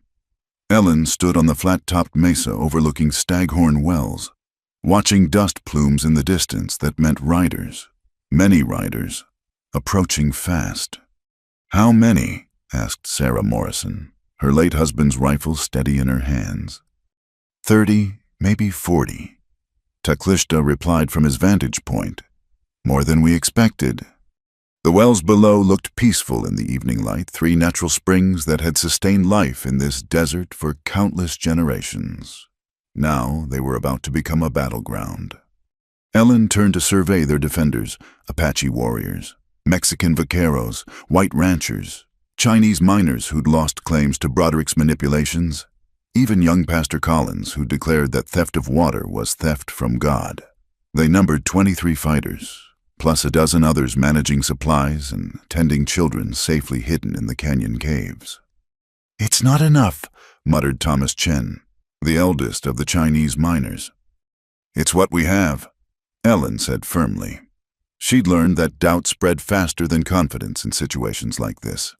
"And we have advantages Broderick doesn't. We know this land. We fight for our homes. And we stand together."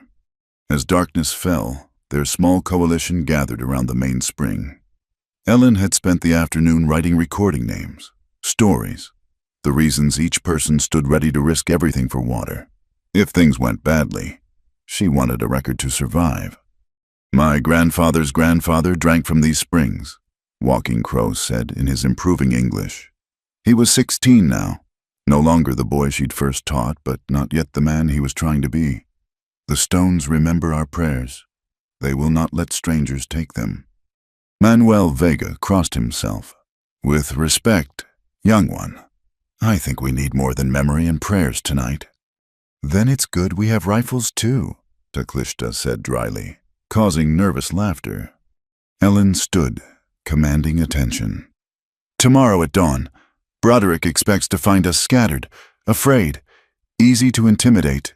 Instead, he'll find something else, a community that refuses to be divided. Apache and Mexican, white and Chinese, all standing for the same thing, the right to live, to water our children and crops. to exist without bowing to rich men's greed. Pretty words, said John Hoffman, a rancher who'd lost 2 sons to Broderick's previous violence. But bullets don't care about unity. No, Ellen agreed. But unity determines where bullets fly. Broderick's men fight for pay. We fight for survival. That difference matters. They spent the night in preparation. The Apache warriors taught the others to move silently across sand, to use the mesa's broken terrain for cover.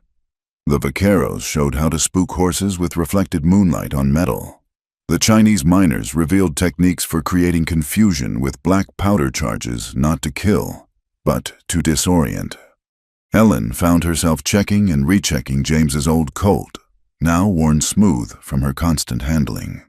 In the months since the flood, she'd learned to shoot with deadly accuracy, though she'd only fired at targets. Tonight might change that. "You're thinking too hard," Taklishta said, appearing beside her as he often did, silent as shadow. "I'm thinking about killing," she admitted. "Whether I can, whether it changes who we are. Killing changes everyone. But sometimes, not killing changes us worse, makes us complicit in our own destruction." He checked his own rifle with practiced ease. "I've killed men.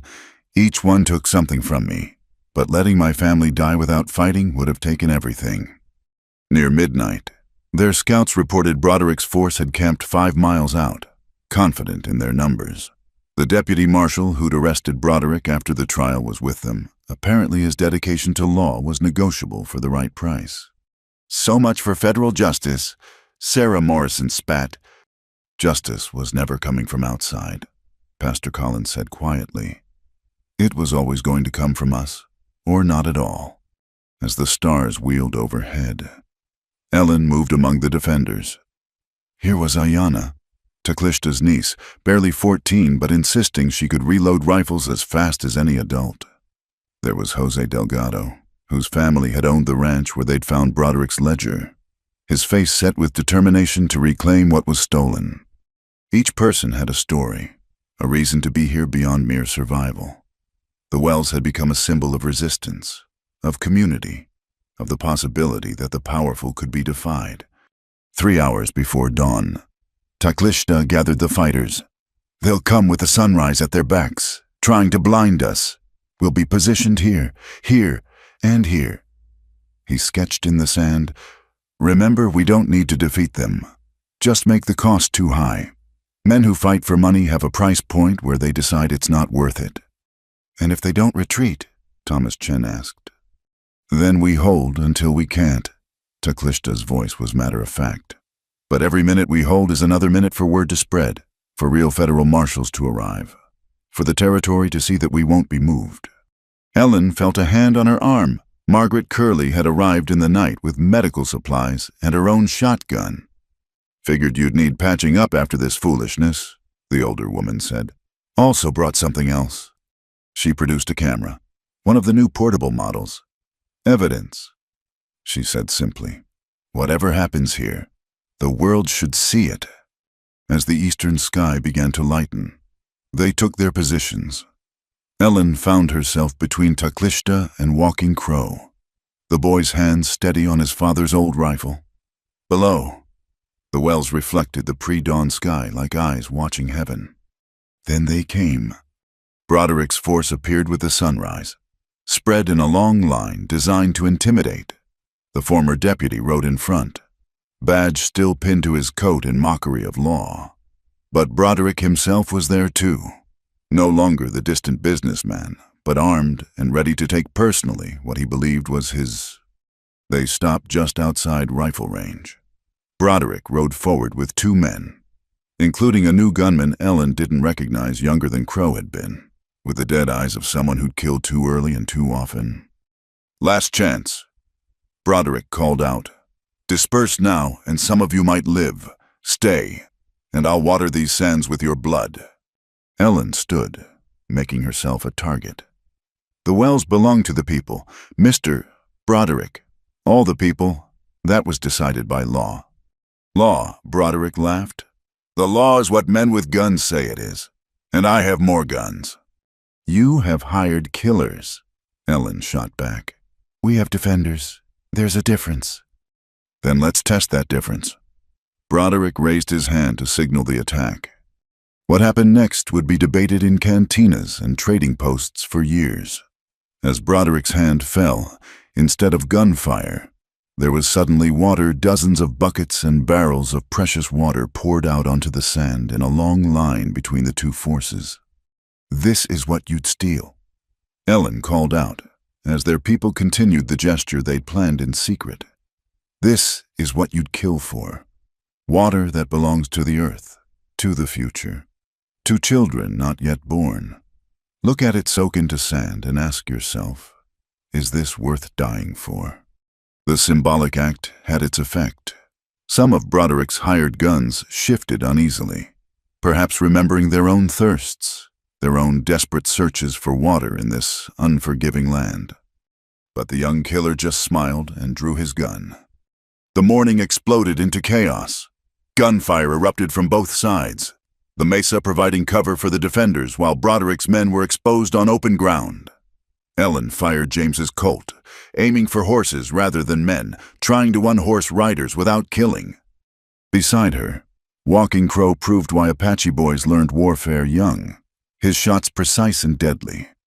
Teclista was everywhere at once, directing fire, covering retreats, a force of nature defending his chosen ground. The Chinese miners' black powder charges went off, creating walls of smoke and confusion. Horses reared, men shouted, and through it all, the wells continued their eternal flow, indifferent to human violence. Ellen saw Jose Delgado fall, clutching his shoulder. She saw Ayana, despite orders to stay back, dragging him to cover. She saw Pastor Collins praying over his rifle as he fired, tears streaming down his face. Then she saw Broderick himself, pushing through his own men, making for the wells with the deputy and 3 others. They were trying to flank the defenders, to take the springs themselves and force a surrender. "The wells!" Ellen shouted, but her voice was lost in gunfire. Without thinking, she broke cover, running along the mesa's edge to intercept them. A bullet whined past her ear. Another tugged at her skirt. Then she was sliding down the loose scree. James's Colt extended, firing at the men threatening the heart of their community. The deputy turned, raising his rifle. Time slowed. Ellen saw the bore of the gun, impossibly large, pointing at her chest. She tried to dodge, knowing she was too late. The shot came from behind her. The deputy spun and fell, his rifle firing harmlessly into the air. Teclista slid down beside her, lever-actioning his rifle for another shot. But it was Sarah Morrison who ended Broderick's dream of empire. The widow emerged from behind a boulder near the main spring, her husband's rifle steady in her hands. "For Robert," she said clearly, and fired. Broderick clutched his chest, looking more surprised than pained. He fell to his knees at the water's edge, his blood mixing with the sacred springs. "Pull back," someone among the hired guns shouted. "It ain't worth it." The retreat turned into a rout. Men who'd come for easy money against supposedly helpless farmers found themselves facing determined fighters defending their homes. They fled, leaving dead and wounded behind. As the sun climbed higher, the defenders emerged from cover. The cost was clear, 3 dead on their side, including old Manuel Vega, who'd lived to see his lands water-free but not to taste it again. 7 wounded, some seriously, but they'd held. The wells remained theirs. Ellen knelt by Broderick's body. His eyes were still open, staring at the sky he'd tried to own. "He was so certain," she said softly, "certain that money and violence were all that mattered." "They matter," Teclista replied, "but other things matter more." He helped her to her feet. "You did well. Crazy, but well." Margaret Curley was already at work, tending wounded with help from anyone who could still stand. Her camera sat nearby, having captured images that would soon spread across the territory, proof of what had happened when ordinary people stood against extraordinary greed. Pastor Collins led a prayer for the dead, all the dead, even Broderick's hired guns. Violence diminishes us all, he said, but sometimes it's the only language tyrants understand. As the day wore on, unexpected help arrived.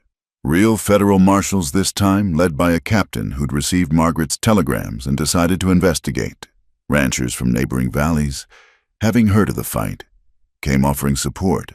Even a delegation from the nearest Apache reservation, officially forbidden to leave, but understanding that some laws existed to be broken. By evening, the wells were surrounded not by fighters, but by families. Children played in the water while adults shared food and stories. Mexican guitars played alongside Apache drums. Chinese voices joined in Spanish songs. It was, Ellen thought, what America was supposed to be: diverse people united by shared struggle and mutual respect. "What now?" Walking Crow asked her as they watched the sunset paint the mesa red. "Now we build," Ellen said. "Schools, homes, communities. We make this stand mean something beyond just one day's violence." Teclista joined them, his arm in a sling from a graze he'd barely noticed during the fight. Broderick was wrong about the law being what men with guns say. It's what communities agree to live by. Today we wrote new law. "In blood," Ellen said soberly. "Blood and water," he corrected. "The two things this land has always demanded." That night, they held a victory feast by the wells, but it was a subdued celebration, marked by empty places where friends should have sat. Ellen found herself standing apart, looking up at the stars that had witnessed so much human struggle over something as simple as water. Sarah Morrison approached, still carrying her husband's rifle. "Thank you," she said simply, "for showing us we could fight back, for making Robert's death mean something." "We all showed each other," Ellen replied. "That's the only way it works." As the fire burned low and people began to drift away, Ellen and Teclista sat by the main spring. The water gurgled peacefully, as if the day's violence had been just another passing storm. "You know there'll be others," he said. "Other Brodericks, other attempts to steal what shouldn't be owned." "I know, but now people know they can stand together. That changes things." "You've changed things," the teacher who thought she had nothing left to give. Ellen smiled, thinking of the school she planned to build here, where children of all backgrounds could learn side by side, where the story of this day would be told not as Apache versus white versus Mexican, but as people versus greed. "We've all changed," she said. "That's what water does in the desert. It transforms everything it touches." They sat in comfortable silence as the stars emerged, diamonds scattered across black velvet. Tomorrow would bring new challenges, legal battles over the killings, attempts to divide their coalition, the eternal struggle for resources in a hard land. But tonight, the water flowed free. Tonight, communities that had been separated by suspicion and prejudice had stood together and won. Tonight, Ellen Ward, teacher, widow, warrior for justice, felt she had finally found her purpose in this vast, difficult, beautiful land. The wells sang their ancient song, and the people listened, and the desert bloomed with possibility. The school rose from the desert floor like a promise kept.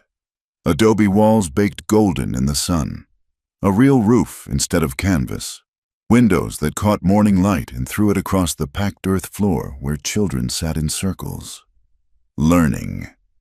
Ellen stood in the doorway, watching Walking Crow help young Ayana with her letters while Jose Delgado's son practiced numbers with a Chinese boy whose father had died defending the wells 6 months ago. "Never thought I'd see the day," Margaret Curley said, approaching with her medical bag. She'd taken to visiting weekly, teaching basic health alongside Ellen's lessons. Apache and Mexican and white and Chinese, all under one roof. "It's what water does," Ellen replied. "Brings different streams together." The old woman snorted. "Pretty words, but we both know it's more than that. It's what you and that man of yours built with stubbornness and sweat." Ellen smiled at the phrase, "that man of yours." She and Teclista hadn't married, not in any way the territorial government would recognize, but they'd pledged themselves in the old way and the new. with water from the sacred wells and words spoken under stars. The community had witnessed, and that was law enough for them. Speaking of stubborn men, Margaret continued, there's riders coming, federal types, by the look of them. Ellen's hand went instinctively to where James's Colt used to rest. She'd retired the gun after the battle at the wells, but old habits died hard. These days, her weapons were words and witness, documentation and education. The riders were indeed federal, a marshal named Harrison, with kind eyes and graying temples, accompanied by two younger men who looked uncomfortable in their city suits. Mrs. Ward. Harrison dismounted, removing his hat. I'm sorry to interrupt your teaching, but we need to speak. Ellen stepped outside, noting how the children immediately moved to continue their lessons without her. Self-directed learning her greatest victory. If this is about the violence at the wells, no, ma'am. That's been ruled justified defense. This is about... He paused, choosing words. The government's considering new policies. Relocation efforts. They want to move all Apaches to designated reservations by year's end. Ellen's blood chilled. They'd feared this, prepared for it. But hearing it spoken aloud was different. These people are peaceful. They're farming, ranching. Their children are in school. I know. That's why I'm here unofficially. To warn you. To suggest you start documenting everything, every family. Every improvement to the land, every sign of what they're calling civilization. His voice dropped. Between us, I think it's wrong, but I'm just one voice. After the marshal left, Ellen found Taklishta at the wells, teaching a group of boys to read animal signs in the mud. His face was calm when she told him, but she saw the tightness around his eyes. We knew this would come, he said quietly. Knowing and facing are different things. That night, they called a community meeting, the schoolhouse filled with worried faces, Apache families who'd built homes near the water, Mexican ranchers who'd intermarried with them, white settlers who'd found acceptance here they'd never known elsewhere. We don't run, Taklishta said simply. We've run enough. Here we make our stand, with papers and laws if possible, with resistance if necessary.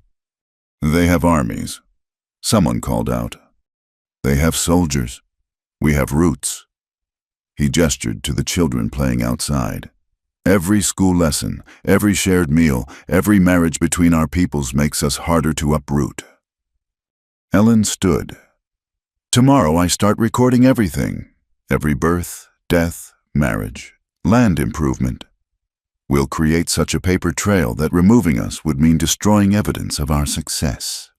Papers didn't stop them before, Sarah Morrison said bitterly. She'd become harder since the fight at the wells, though she still taught the children hymns on Sundays. No, but visibility might.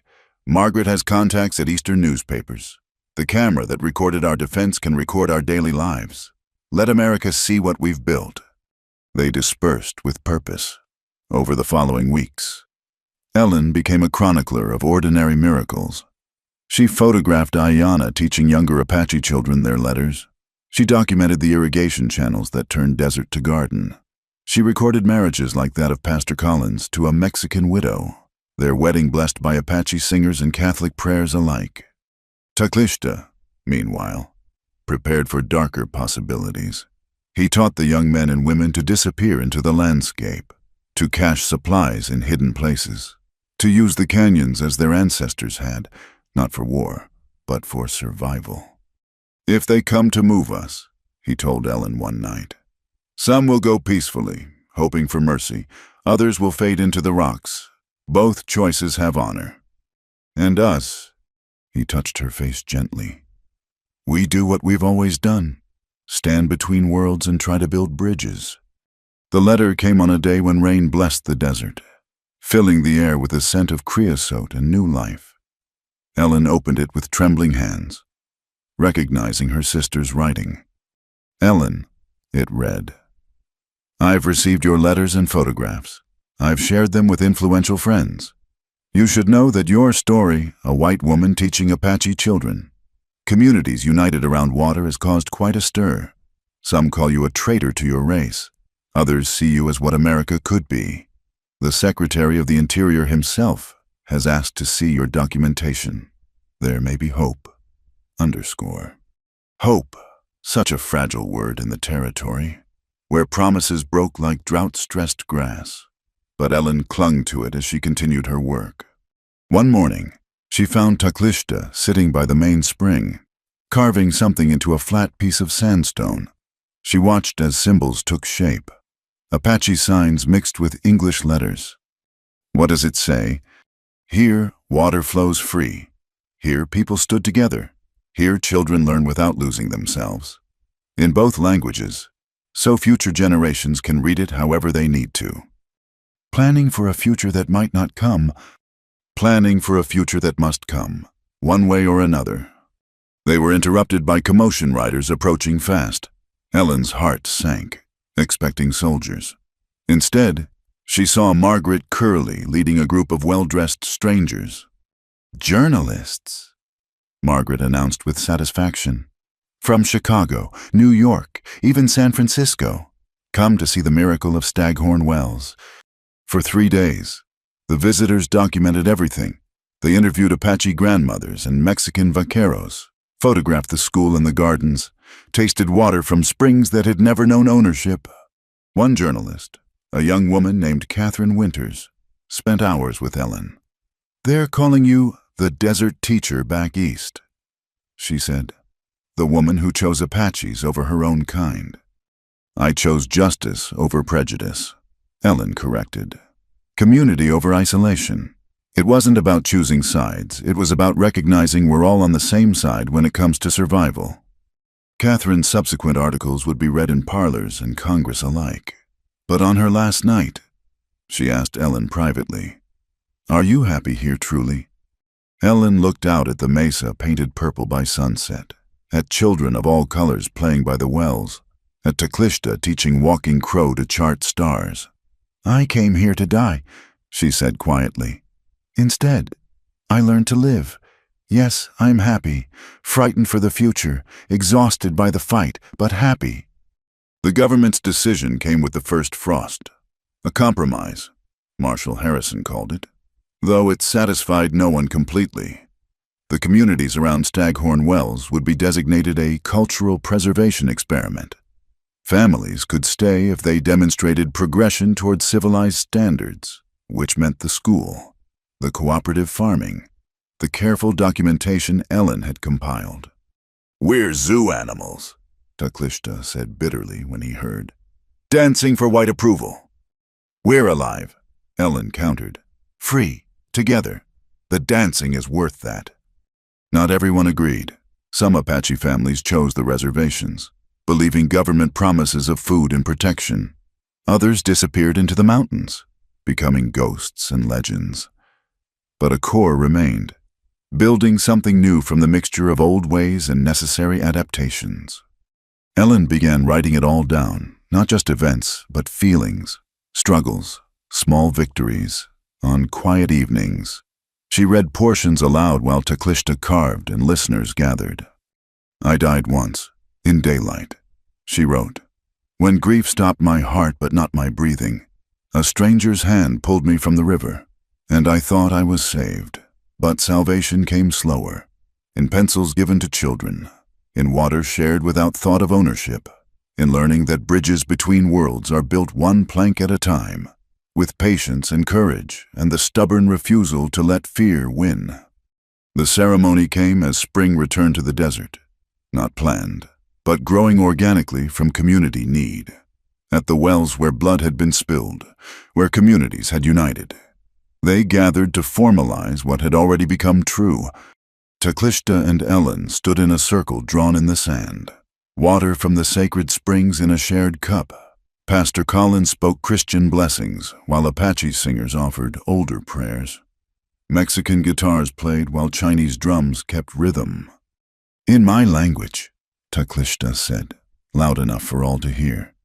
"Marriage is not just between two people, but between families, communities, ways of being. Today we marry not just as man and woman, but as promise keepers, bridge builders, water guardians.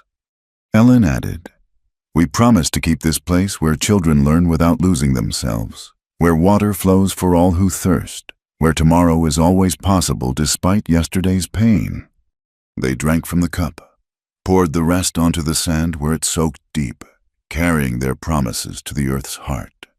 That night, as celebration continued around them, Ellen and Taklishta walked to the mesa's edge. The desert spread endlessly under stars, beautiful and terrifying and full of hidden life. "What do you see out there?" he asked. Ellen considered. Once she'd seen only emptiness, death, ending. Now, "I see home, difficult and demanding and worth every struggle. I see tomorrow's challenges and next year's hopes. I see our children's children asking why we fought so hard for water and community. And I see us having answers worth giving." "Our children's children," he repeated softly. "You think we'll last that long? Look what we've survived already. Flash floods and gunfights, bureaucrats and bigots. We're too stubborn to fail now." He laughed, the sound rich in the night air. "The desert teacher has spoken." "The desert teacher has learned," she corrected. "From you, from the land, from the wells that keep flowing regardless of human foolishness." She took his hand, felt the calluses that matched her own. "We're not done learning, not done fighting, but tonight, we're exactly where we need to be." Lightning flickered on the horizon, not threatening but promising. The desert was preparing for rain, for growth, for another cycle of death and rebirth. In the morning, Ellen would return to teaching, to documenting, to building bridges word by word and deed by deed. Taklishta would continue protecting and providing, showing young men that strength meant more than violence. They would face new threats, drought and politics, prejudice and progress's double edge. But tonight, they were simply two people who'd found each other in the vast desert, who'd chosen to stop running and start building.